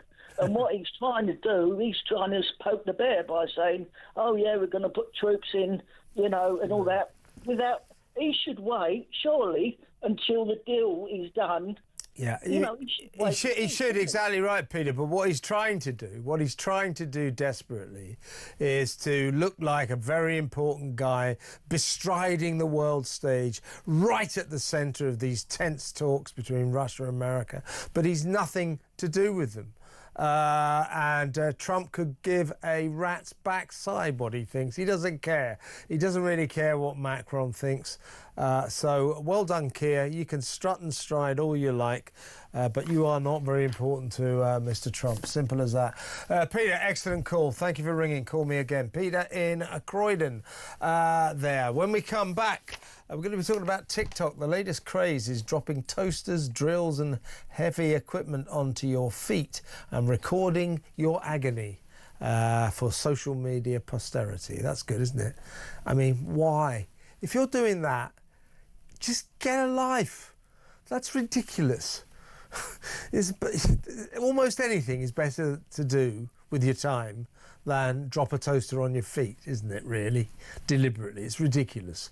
But while we laugh at this, actually, kids are dying. People are dying all over the world with these various social media challenges.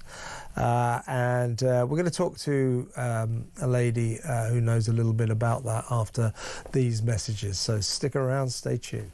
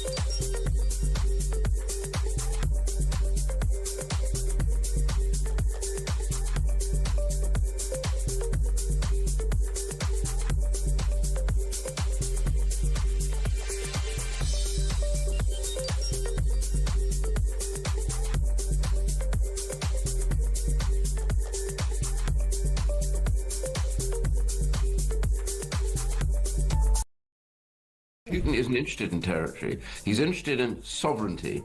He believes that he must recreate the boundaries of the old Soviet Union. He hated the idea of Ukraine becoming a country after the collapse of the Soviet Union in the Cold War.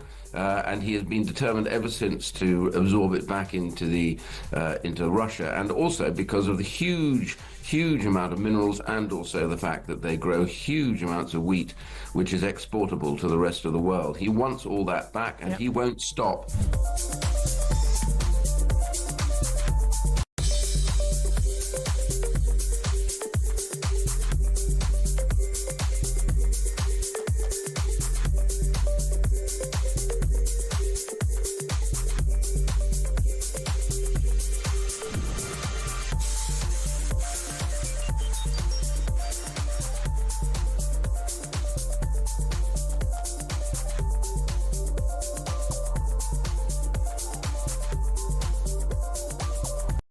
Across the UK, on DAB+, on your smart speaker, on your smart TV, and on your side.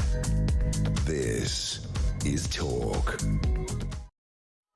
Hi, let's talk about the latest TikTok craze, the latest social media craze. Kids take part in these silly challenges. Some of them harmless, some of them ridiculous, some of them lethal. The point is, all of them we should take seriously because they're part of a syndrome. The current craze, we'll show you right now. The current craze is for dropping toasters, drills, heavy equipment onto your feet and recording that for TikTok or Instagram or whatever. So here's a few people doing that. Can we have a look at these idiots dropping stuff on their feet through the medium of TikTok? So can we see that, please? Okay, we're waiting to see this as soon as we can, because only recently a kid in Brazil, I mean, this is where it leads. Look at this, here we go. I don't know what he's dropping, but look at that. That's why? So that hurt him. So he's dropping something. Oh look, he's just taking his shoe off now. So this is one guy. I don't know what. So now he's going to drop something else on there. Anyway, people are doing this more and more and more. Toasters are a favourite. Look at that. Why is he doing that? I just don't understand it. Does anybody else find that entertaining? It's just visually unimpressive. But this is this is at least the only thing that's going to happen here is people will damage their feet, maybe break bones, limp around for a bit. But often, as we all know, these trends, these fashions online on TikTok, Instagram, etc., can be lethal. Only recently, a kid in Brazil, who's only 13, he died. Listen to this one. He injected a crushed butterfly into himself and then died. You know, not surprising really. So he crushed it all up, injected it and died as part of a challenge. And we've seen a fair few others. Do you remember the case of Archie Battersby, who died aged 12 here in Britain after, we don't know, a prank or an experiment that went wrong, some kind of asphyxiation thing.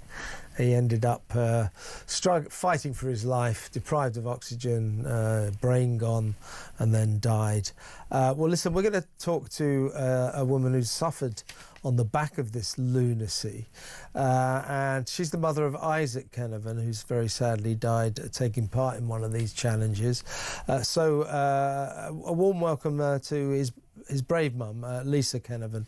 Welcome, Lisa. Oh, yeah. Thank you, Kevin. Well, thanks for joining us. Well, first of all, tell us what happened to Isaac. He's a highly inquisitive boy, just always wanted to know the ins and outs of the workings of everything. And I think boredom kicked in over through the COVID times. Just a highly inquisitive boy. And unfortunately, on this day, March the 8th, 2022, he was found unconscious in the bathroom with a ligature, and unfortunately he died the next day. He's unable to be saved.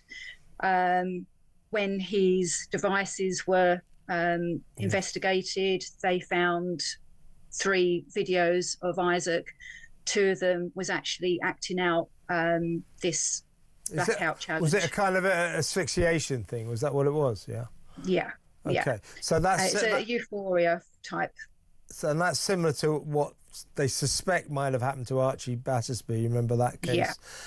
That happened in 22 as well. We had that long process while Archie clung to life, but eventually lost his battle.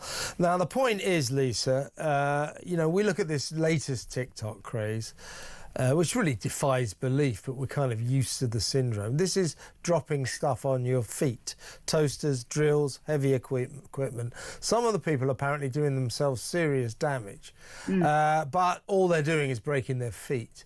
But, so your first instinct here, and I bet you 2-3 years ago you'd have laughed about this as well. Just a laugh, as they say, stupid kids. But it leads on, doesn't it, to what happened to Isaac, what happened to Archie. These challenges get more and more severe and kids start risking their lives. Yeah.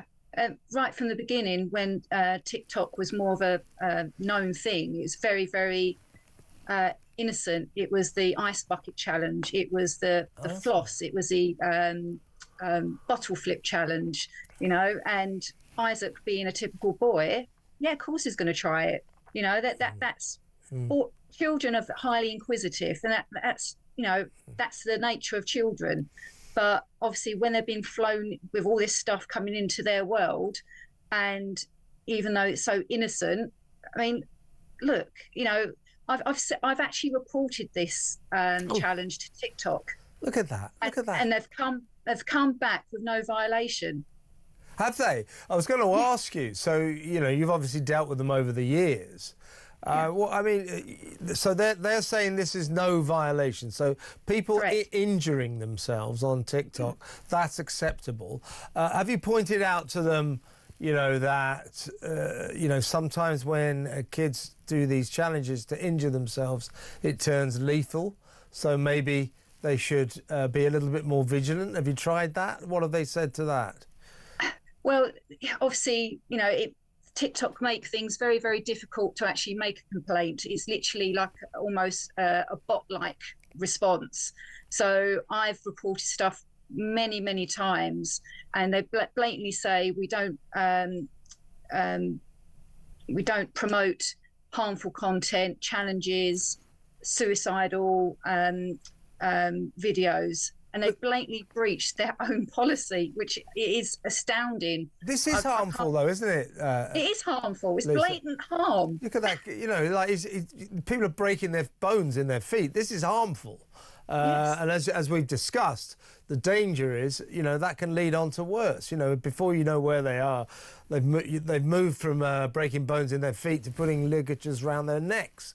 You see what I'm saying? So you're finding that. Is it just TikTok? Have you talked to the other social media companies as well? What's their attitude? Yeah, we have been in talks with YouTube, and I must say they've been very, very transparent, very open, and listening to, because unfortunately I'm part of a sad group that we don't want to be in, but part of the bereaved families of online safety. And we've had regular meetings with Ofcom and YouTube.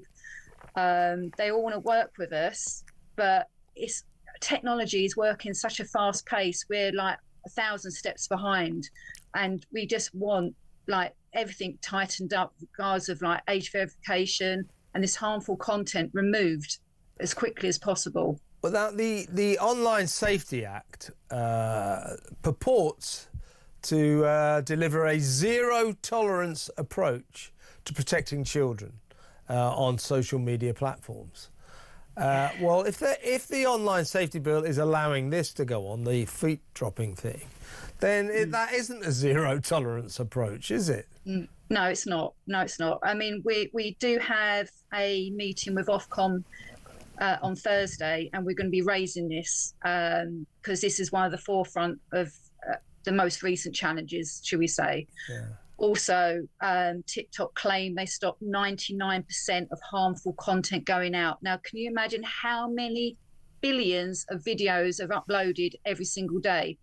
1% is probably like 250 million videos going out there of harmful content. Yeah. So, it sounds good in facts and figures, but when you break it down, that's horrendous. That's still too much going out there. Yeah, and what I shouldn't be able to do, or you for that matter, is, we found these videos very, very easily. If you just put in foot dropping, you get thousands of them. So TikTok saying, oh, we're stamping this out. The Online Safety Bill saying, oh, we've made this illegal.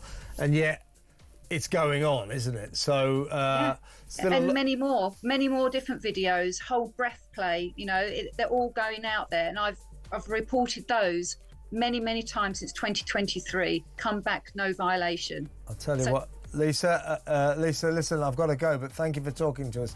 We will talk again. Lisa Kenovan, mother of Isaac Kenovan there. What do you reckon? Kinsey Schofield next. Stay tuned.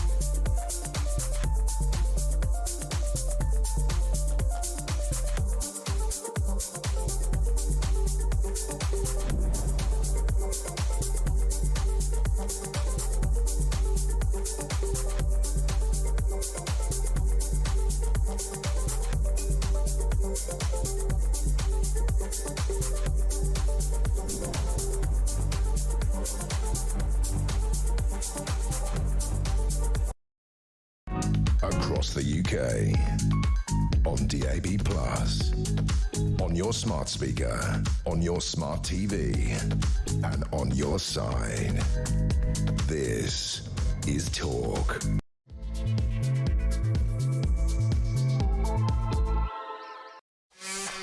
Welcome back. This is the final hour of tonight's Political Asylum, Monday, first day of the week. Only 4 days till the weekend. Is it 5 days or is it 4 days?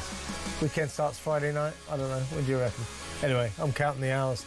But in the next hour or so, in around about 25 minutes or so, the floor is open to you for your calls and your messages. 03444991000. And secondly, I'm going to make a special announcement around about 9:30 about tomorrow night's very special show. Got a special announcement there. And before we get to any of that, though, let's talk about our favourite West Coast stars, Harry and Meghan, in the excellent company of royal commentator Kinsey Schofield. Hi, Kins. Kevin, my eyes are busted up today, so I apologize for the chic librarian look that you're having to suffer through. When you say busted up, I mean, what do you mean? I think that, you know, I sleep in a bed with 4 dogs, so God knows what they get all over my pillow. And, you know, I can barely open my eyes this morning. I shouldn't laugh, but I do. I mean, I haven't caught anything of my dog, but he's certainly he's in charge of the bed. That's for damn sure. He just starfishes across it, so I can't even get in the damn thing. Dogs and beds, eh? Well, let's talk though about our favourite person, Meghan Markle. Well, look, the car crash of American Riviera Orchard, now suddenly called As Ever, continues apace. I mean, this time last week, you revealed, didn't you, that she'd suddenly changed the name, world exclusive, from Kinsey Schofield. Suddenly, American Riviera Orchard is no more, and it's As Ever. I've had this registered since 2022. Well, why didn't you call it As Ever in the first place, then? We've found out now, haven't we? It turns out that when she registered that in 2022, she was told, if you use that as your trademark, as your brand name, you can't sell clothes, because there are 2 companies out there called clothing companies called As Ever. So that is why I think she ditched that name and went to American Riviera Orchard. I think she's gone back to As Ever in a major panic, and now will be stopped from selling clothes. Now, I don't know how many clothes she intended to sell, but I'll bet you bathrobes was in the equation, maybe aprons, things like that. Aprons, yes, for sure. So this will be a serious restriction of her business plans. It will, but I also wanted to say to you, the fact that you've verbalized the timeline, Kevin, she told us that we should expect the show to be launched January 14th.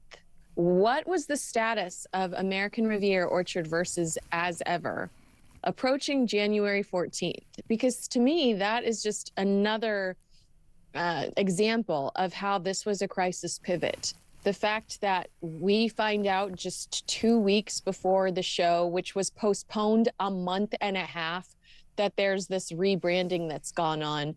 And yeah, I mean, I do think that one of Meghan's strengths that she even acknowledged in the New York Post when she was talking about how, you know, she didn't realize she could just change people's lives by wearing their handbag or their top. I think she knows that fashion is an outlet that she could potentially succeed at. So the fact that As Ever is limited in this way has greatly hindered her and the possibility of success in this arena. Absolutely. And we also learn, you're right, Kinsey, there's no other conclusion to draw from the events, the hasty, hurried events of the last week, than Meghan and her business partners, Netflix, have gone into panic mode. There's no doubt about it. Because, you know, we showed last Thursday, I think it was, when you were on, how they're using promotional footage from the American Riviera days, only they've blanked out the writing, so you can't see American Riviera Orchard anymore, and they're going to put As Ever on. Also, we found some footage which is going to be used to promote As Ever with Guy, her little dog. Very sad. Guy died 2 months ago. So this isn't footage that has been shot for As Ever. It's been shot for American Riviera Orchard, which now has gone. It's not going to be used because they were sued left, right and centre by the Trademark Association, by other companies, and it just wasn't going to fly. So she's gone back to As Ever, but that seems like a problem as well. We also know that the village of Perores in Mallorca, on the Spanish island of Mallorca, is threatening to sue over the logo, which is a palm tree and 2 birds. So Meghan, they say, has stolen their logo. So there's problems there. She hasn't done her research again. But now we're also hearing, Meghan, that never mind the legal problems, never mind the legal battles that continue apace, nothing apparently will be available to buy for several months. In other words, we were told, when With Love Meghan comes out on March the 4th, which is only next week now, we're going to tie it in with the commercial potential of As Ever. We're going to sell all our products. That's going to work. Well, no, there isn't going to be any synergy, because it turns out that we're told nothing will be ready for sale for months. So, and that's why I think that we're actually, you know, how you and I debated whether or not this was going to be a dump by Netflix, the way they dumped Polo all in one sitting, you know, that we recognize this is gutter TV, have it all. And then they kind of ran away from it. That's why I suspect that they will space out Meghan's episodes to try to salvage anything when it comes to getting some sort of retail arm up and running prior to the show wrapping finally. But you're absolutely right. It was sources telling Page Six that the As Ever lifestyle products won't be ready for sale until months after the show's launch. They also said, contrary to reports, that there won't be any pop-up installations or branded cafes at malls across the country, Dallas and Philadelphia. So that's a major loss if those were things that Netflix was excited about marketing-wise. I do think that it just is another example of Harry and Meghan not being reliable partners. If we're going to quote Meghan Markle in referencing her relationship with Netflix, the reliability, the consistency is not there with these two. And there are still major questions surrounding whether or not this contract will be extended. You know, multiple sources have told Page Six that the Sussex's Netflix deal could end this year. Heart of Invictus, major failure. Polo, major failure. People forget about the series Live to Lead. Pearl was canceled. Where the heck is Meet Me at the Lake? But there have been other sources that say if Meghan's show is a hit, Netflix would consider extending the deal. Yeah, I can get that. But I just think Netflix is just rolling the dice on the long shot hope that just maybe it might work. Now, their plans undoubtedly revolved over the release of With Love Meghan next week, coinciding with her products being from what was American Riviera Orchard but is now As Ever, being available to buy.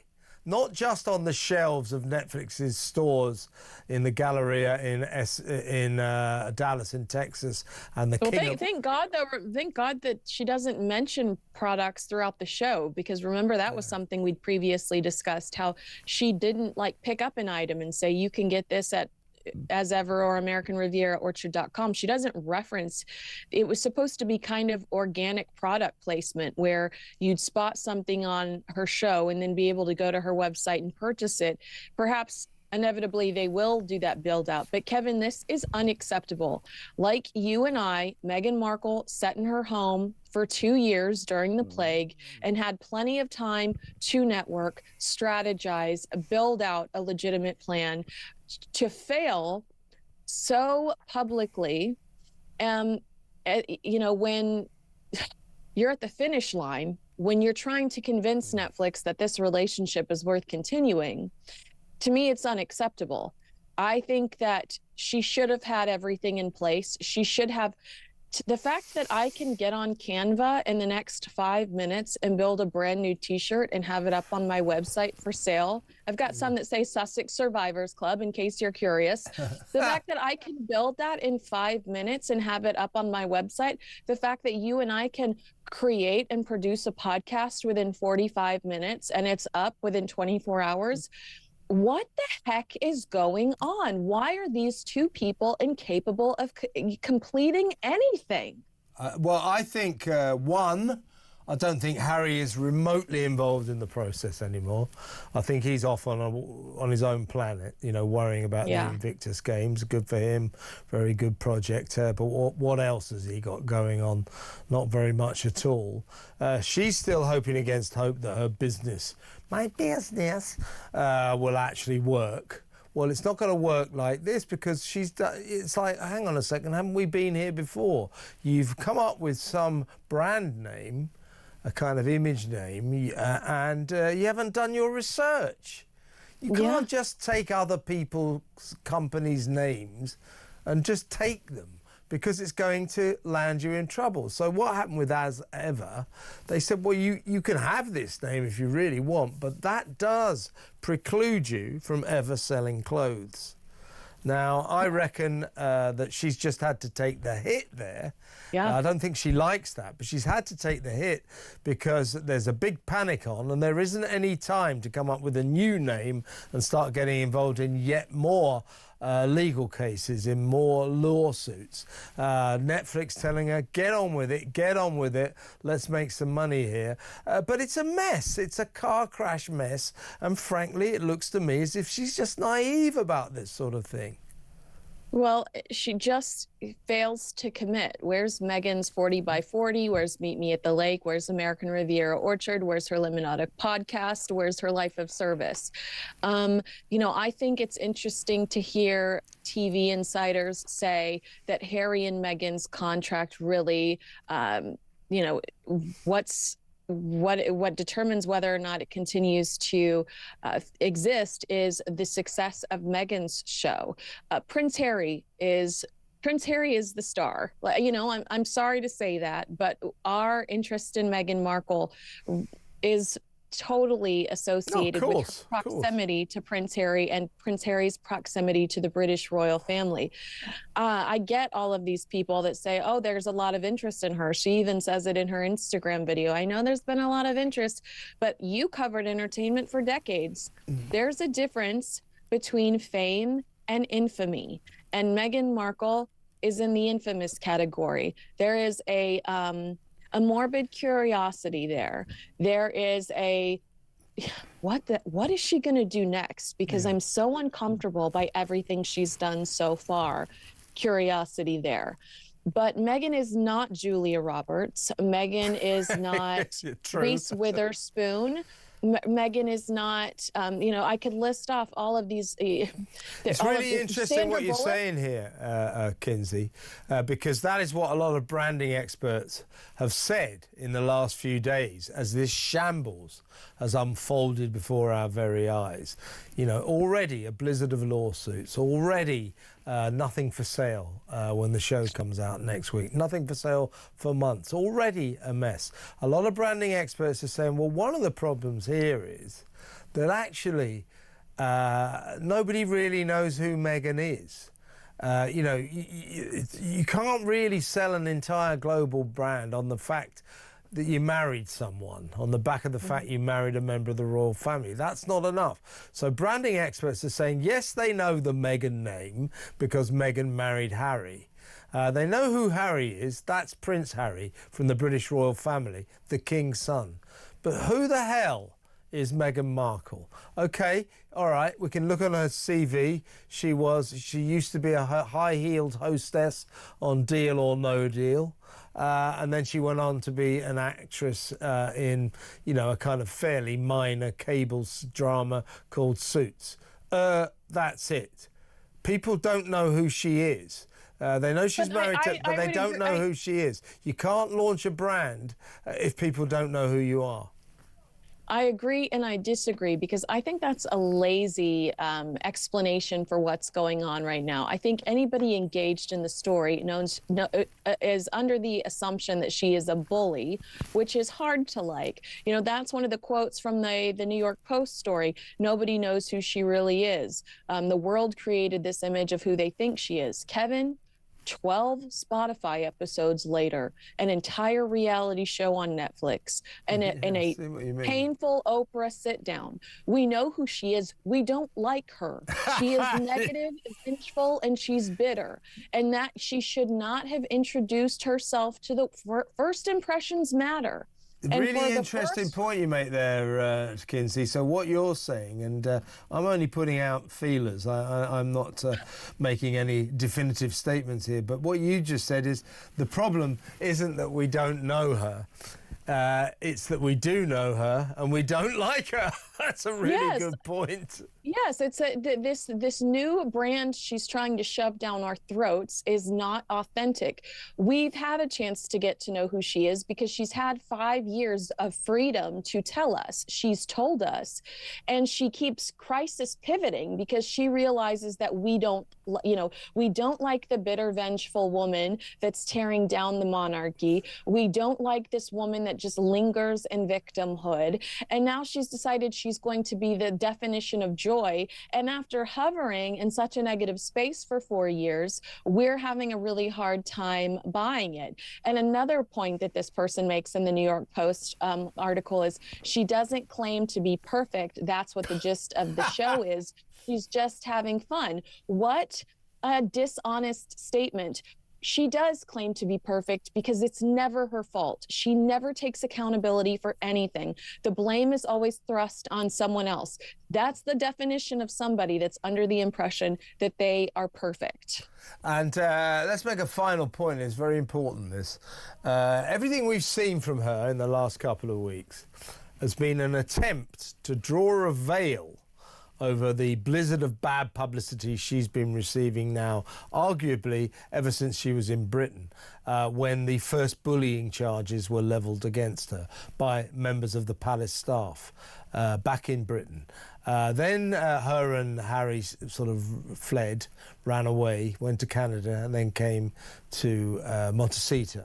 Now, last September, you remember, the Hollywood Reporter said, we've done a huge investigation here. We've spoken to 12 members of staff who've all worked in Montecito. One of them still current, by the way, who say she's a bully, she's a tyrant in high heels, she has tantrums at 5 in the morning, and she reduces grown men to tears. She said, oh, rubbish, it's just people with an agenda. They're just slurring me. It's wrong, it's wrong, it's wrong. Well, guess what? Last month, the Bible of American magazines, maybe arguably the Bible of world magazines, Vanity Fair, came out with an 8,000-word investigation report branding her a bully, a dreadful bully to her staff, to the extent that one poor employee had to go off for long-term therapy. Others just quit. As you said, there's now this growing club called the Sussex Survivors Club of something like 25 people who've all worked there and quit in the last 3 years. She's hard to stick around if you work for her, it's quite clear. So she's trying to cover this all up with this kissing Harry in Canada, the little videos, oh, here I am in Montecito, oh, look, I'm on the beach, and all this kind of stuff. She's trying to create positive publicity to get people to forget the negative publicity. Well, good luck with that. I'm afraid that a picture of your jam and your honey on your croissant will not get rid of all that bad publicity about you being a bully. But it turns out, just as she tries to obliterate all of that, Jason Knauf, who was the press secretary for Harry and Meghan back in Britain, he went on last week onto Australian 60 Minutes. This is the equivalent of your 60 Minutes programme in Australia. And he was the guy who first wrote the emails highlighting the fact that he was extremely concerned about the way Meghan Markle was treating the staff. He said in an email to people that included Her late Majesty the Queen, the former Queen, that he believed that Meghan's behaviour had forced out two personal assistants, two members of the royal household, because she bullied them so much. So on Australian 60 Minutes, very respectable programme, this was last week, Jason was asked, do you stand by that? And he said, I have no regrets about that email, and I stand by everything I said. The original source of the bullying back in Britain has come back to haunt her. She can't get rid of this bullying lark, all of these allegations, just by grinning a bit for Instagram, can she, and kissing Harry. Yeah, I mean, I think that that's a great point. That's one of the reasons we're having a hard time processing this latest rebrand, is because we feel like there's an ulterior motive, and that ulterior motive is the rehabilitation of her own image, which is of her own making, when you think about what Jason Knauf said and initially reported. I also think what you just described is important in context to explain that he said he has no regrets, despite the incredible trolling that took a toll on him when it was discovered that he was the initial person to report this, because there was, as you can expect, a backlash against him from the Sussex supporters who, of course, are going to believe Harry and Meghan's version of events, which is that it was a smear campaign. And so he was saying, despite that heated time in my life, despite that difficulty, I have no regrets. So I really think that that shows us what kind of a stand-up man he is, that he dealt with all that difficulty and still would do it again. Yeah, and this is the problem, you know. So what we've got here, it seems to me, with Jason Knauf, the Hollywood Reporter, Vanity Fair, it's what you might call the truth. As opposed to Meghan's truth. Meghan wants us to believe Meghan's truth, but most of us believe that Meghan's truth isn't true. And therein lies her problem. She thinks she can write what the truth is, that she can rewrite what the truth is, and it's not going to wash. And the fact now, last point, Kinsey, the fact now that when this show comes out next week, with Love Meghan on Netflix, you won't be able to buy any of her products. What a missed opportunity. Which I thought was the scheme, was the idea. I mean, it's not, and it was a good idea. It was a good marketing strategy, but of course they screwed it up. This is it. I mean, it doesn't bode well, does it? No, simply it does not. Well, on that bombshell. Kinsey, great to talk to you, and we'll talk again on Thursday. Kinsey Schofield, the brilliant royal correspondent there on the West Coast. Yeah, it's all going pear-shaped, I think. I don't think this is going to happen at all. So let me know what you think if you like. We've got half an hour or so. 0344 499 1000. We'll go to break now. When we come back, some of your messages, your WhatsApp voice notes, and your phone calls. All of that. So don't go anywhere. Stay exactly where you are.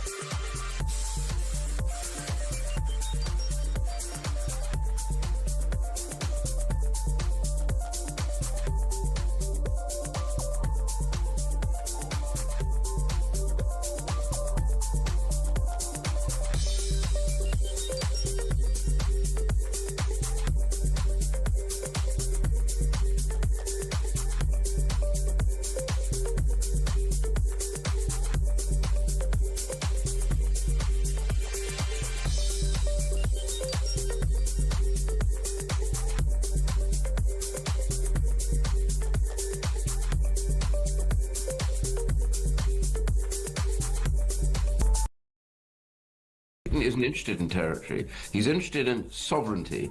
He believes that he must recreate the boundaries of the old Soviet Union. He hated the idea of Ukraine becoming a country after the collapse of the Soviet Union in the Cold War. And he has been determined ever since to absorb it back into Russia, and also because of the huge amount of minerals, and also the fact that they grow huge amounts of wheat, which is exportable to the rest of the world. He wants all that back, and he won't stop.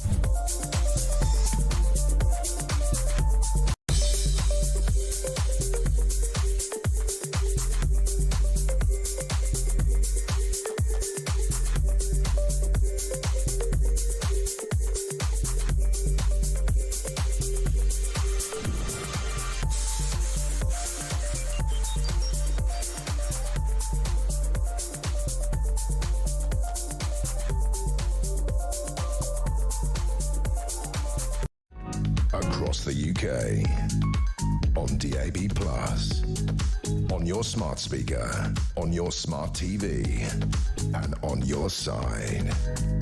This is Talk. Welcome back. Your calls, your messages, your WhatsApp voice notes in just a minute. But first, you want to win 25 grand? Check this out.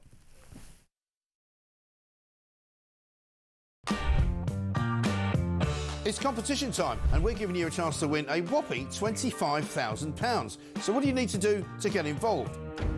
All you have to do is text the word prize to 83338, or you can enter by post. It's as simple as that. Once again, to get involved, just text the word prize to 83338, or you can enter by post.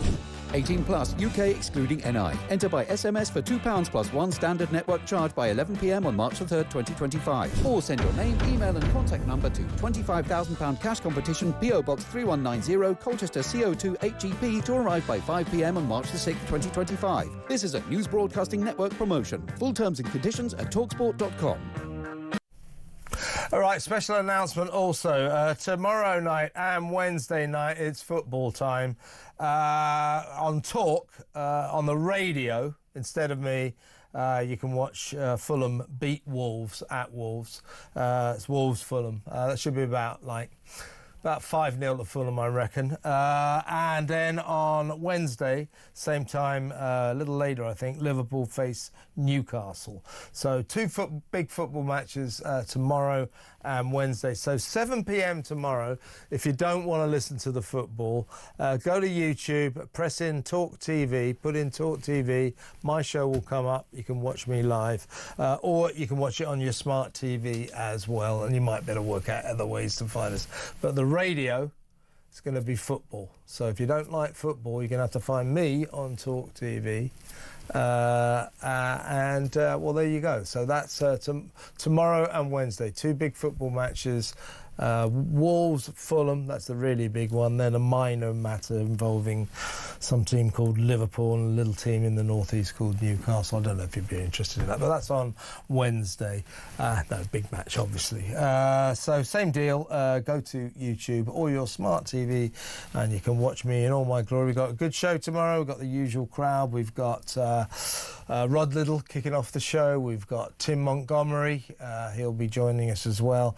Also at 8 o'clock, we've got Donald Trump's new Deputy Security Chief, Sebastian Gorka, a joint American-British guy, fabulous guy. So he's going to be coming on to tell us about everything that's going on across the pond, the Ukraine deal.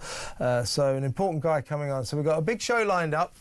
You just have to go to YouTube to find us, and let's do it, folks. Let's do it, folks. We'll do a lot of YouTube-type stories as well, I think. If we're going to be on YouTube, let's do some YouTube stories. Anyway, tune in for that. So there you go. Right, well, let's do a WhatsApp voice note first. This is Tom on the Labour MP Mike Amesbury, who's just been sent to prison for 10 weeks for beating the hell out of one of his constituents, a violent punching assault. And we've just discovered, fabulous, he gets 91,300 quid a year or something. He's going to be paid his full MP salary while he's behind bars. Isn't that special? This is Tom on that issue. This dopey MP that's been done for punching that bloke, you can see where this is going. There's going to be a by-election, and you know that there'll be a landslide for Reform UK. It is a given. They're going to annihilate them. But you bet your bottom dollar, Starmer and the Labour Party will try any single tactic they possibly can to keep them at bay. They're not very democratic, the Labour Party, and Starmer, well, he's a bit of a jumped up, you know what. Yeah, well, Mike, couldn't agree with you more. They will, I think they'll probably do their best to try and keep Mike Amesbury as the MP there. He's currently the independent MP. He's lost the Labour whip, but he is still the MP for Runcorn whilst he's doing porridge.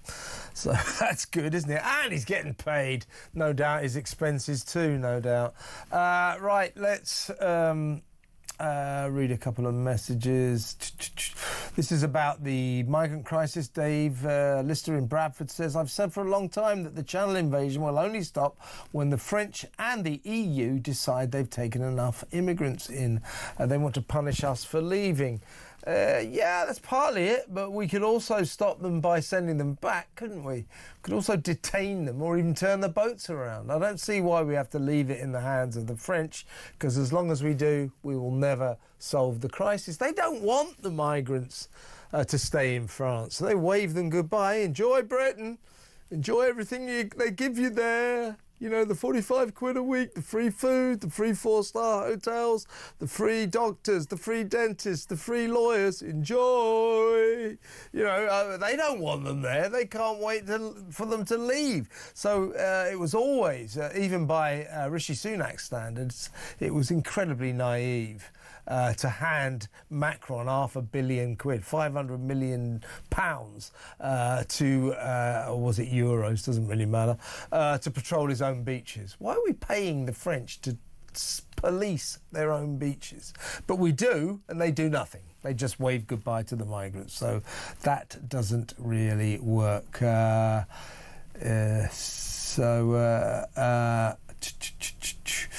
So Claire says, I'm sure you'll agree that Mike Amesbury should be called out for being a far-right thug. But he's not, Claire.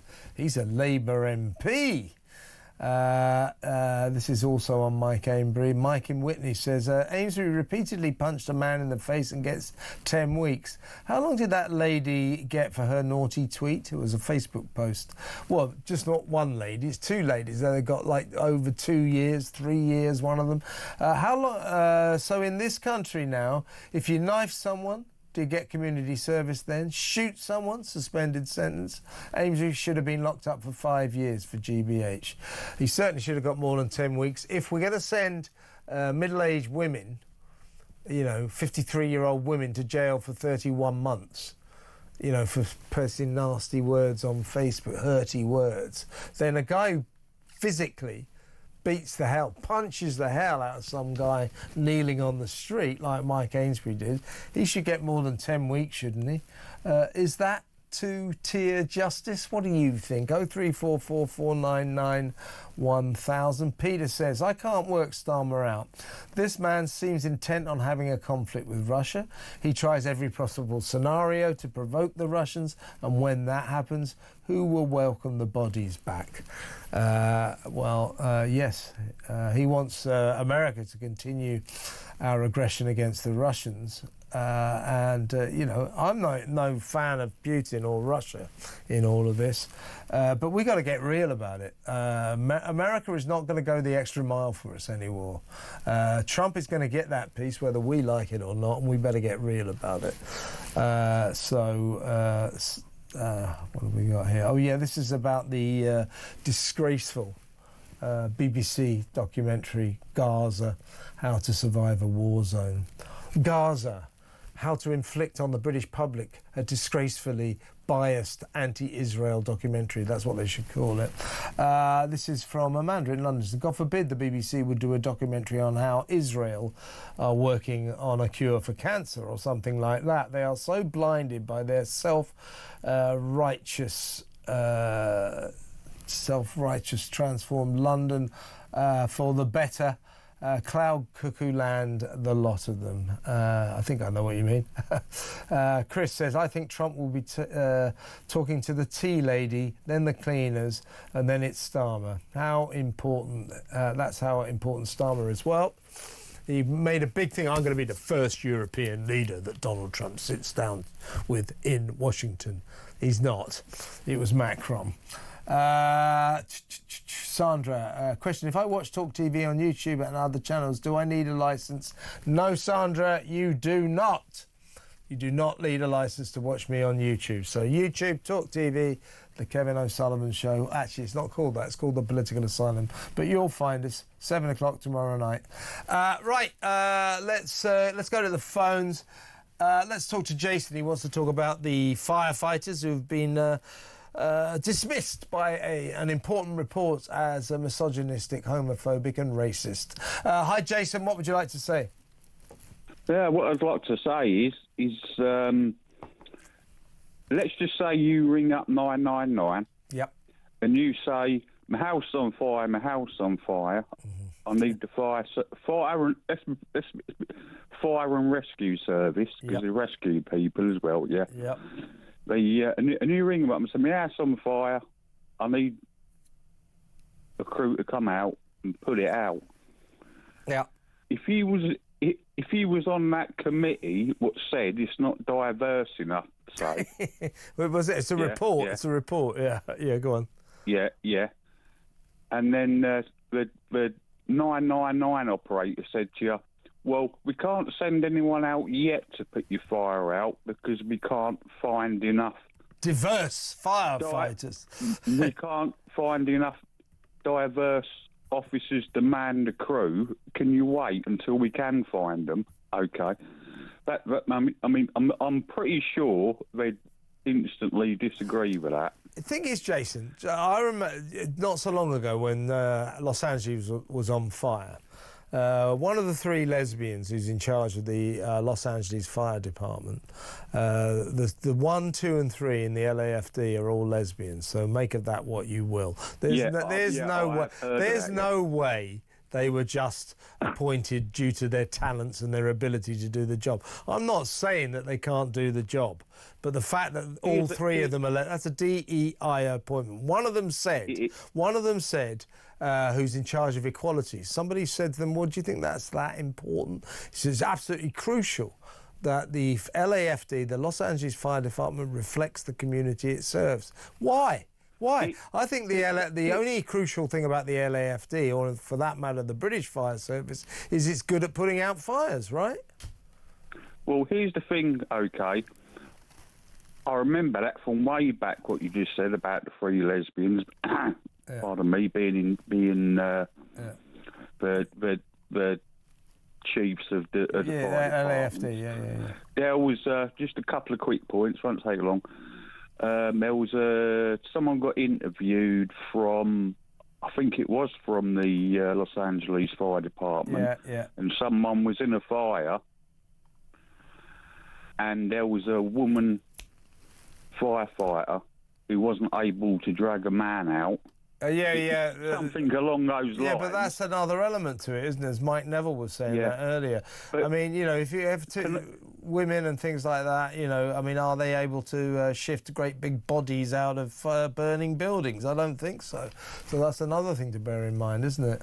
That's what his journalist said. He says, how does that woman get that 16 stone bloke downstairs? Yeah, I know. And also, Jason, when you phone up the fire brigade 999 or in America 911, when the fire department turns up, I mean, can you imagine homeowners going, "Wait a minute, don't let them all in. They're all white and they're all men. I can't have that." Do you think people give a damn what the DEI quota is of firefighters? They just want them to put the fire out. It's as simple as that. Jason, got to go, but good call. Thank you very much. Call me again. Jason in Sheffield. We're going to go to break now. Come back. More phone calls, more messages.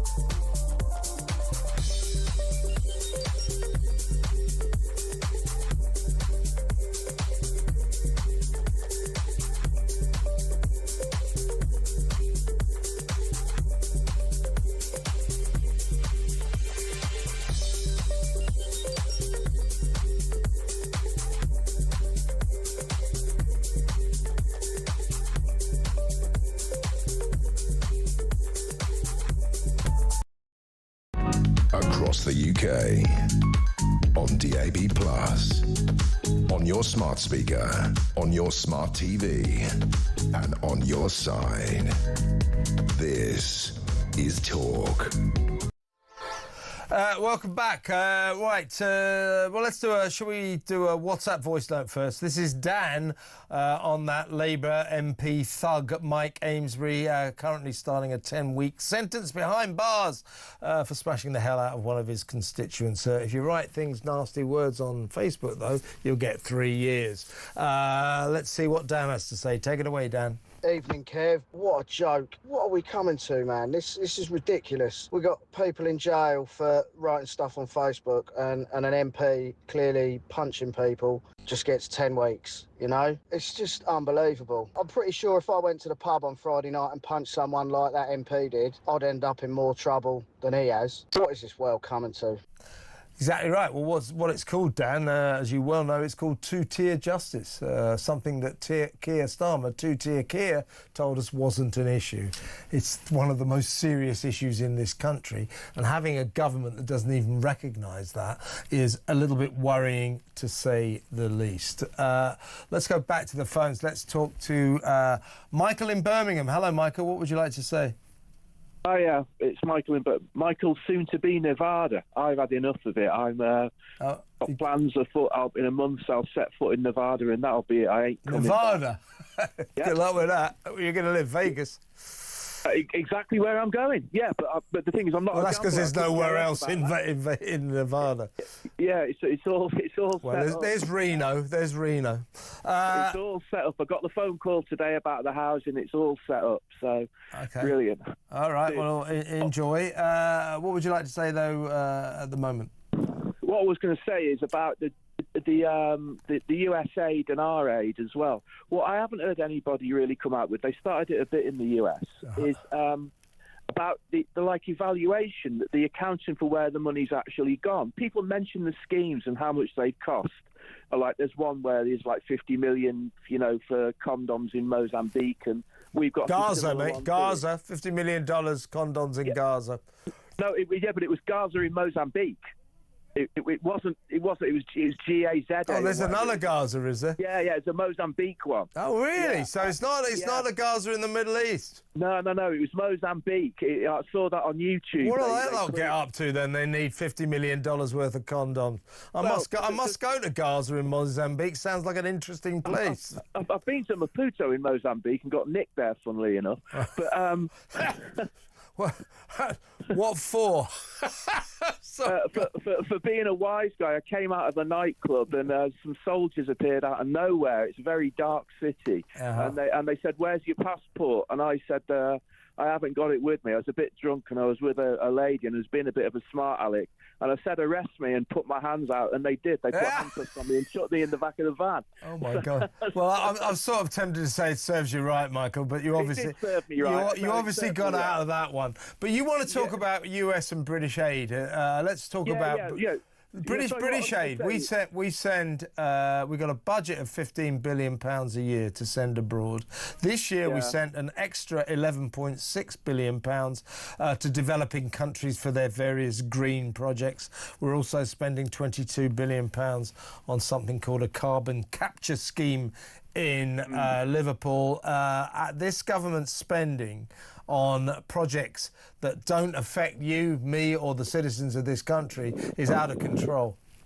Well, you've used the word send there, Kevin, and I've done a little bit of digging over the weekend. I know my way around government websites, and what they're well short on these schemes is evaluation reports to show that it's actually been spent. I don't think that money's getting anywhere near these places, to be honest with you. I think in the States they're finding that it's being snaffled up. There's offices which are not open and derelict, and people have got very big houses and very big cars.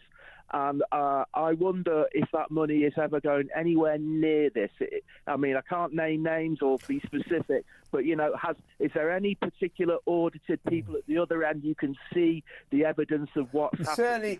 There's certainly cause for great suspicion in America, whereas Elon Trump pointed out. Elon Trump. There's a Freudian slip there. Elon Musk pointed out, might as well be Elon Trump, that the USAID department was full of these sort of civil service, public service workers in charge of distributing $200 billion worth of American largesse around the planet. Now, they're on sort of $100,000, $200,000 a year, but they're all living in multi-million pound houses, and they've got multi-million dollar fortunes. So certainly in America, there are suspicions that the USAID budget may have been divided between a few fortunate public servants in Washington. Now, I don't think necessarily there's any evidence that that's been going on in Britain, but it's certainly worth looking into. Well, there's not much evidence of where it's actually gone on the ground, is all I'm saying. They keep it, you're right, they keep it vague. I think you're right. It's a good point, Michael. We should demand that every penny we send aboard on foreign aid should be accounted for. But in the meantime, how about stopping doing it, because we've got more important things to spend money on, as in the British people back here. Let's start doing that, and let's cancel all foreign aid and spend it on, I don't know, pensioners who are freezing to death because this awful government cancelled their winter fuel allowance. Something like that. Michael, good to talk. Good to talk. Thank you very much. Call me again. Michael in Birmingham. Let's go to break, come back. More messages, more phone calls.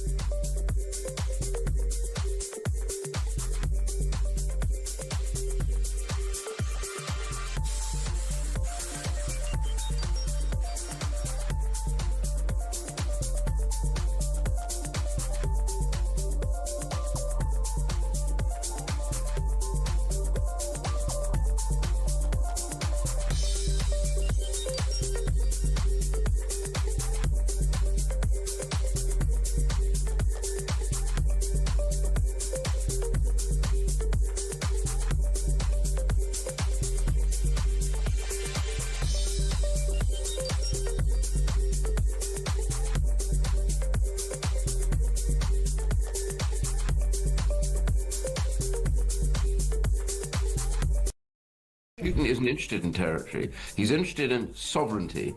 He believes that he must recreate the boundaries of the old Soviet Union. He hated the idea of Ukraine becoming a country after the collapse of the Soviet Union in the Cold War. And he has been determined ever since to absorb it back into Russia, and also because of the huge amount of minerals, and also the fact that they grow huge amounts of wheat, which is exportable to the rest of the world. He wants all that back, and he won't stop.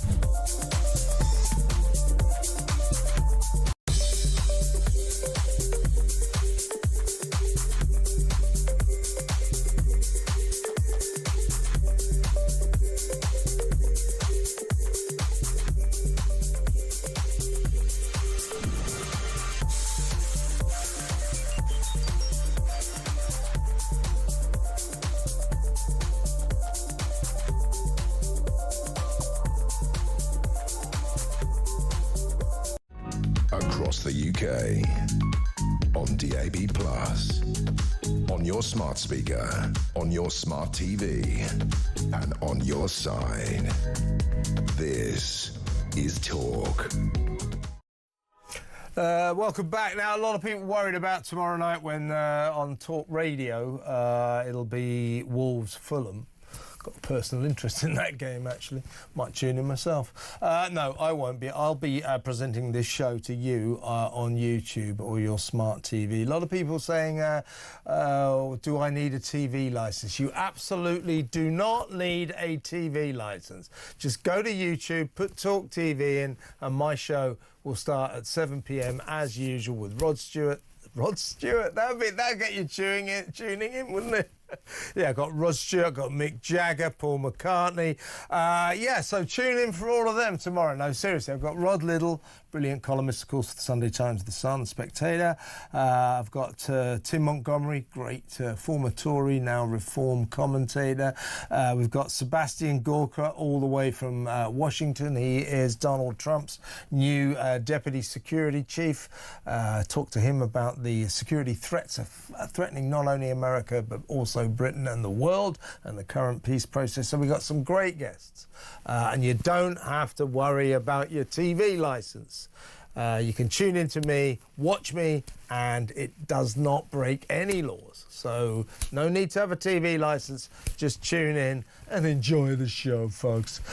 Seriously, not a problem, not a problem. Tune in. I expect you to all be watching tomorrow night, unless you like football. Right. Well, I mean, who likes Wolves? Does anybody like Wolves?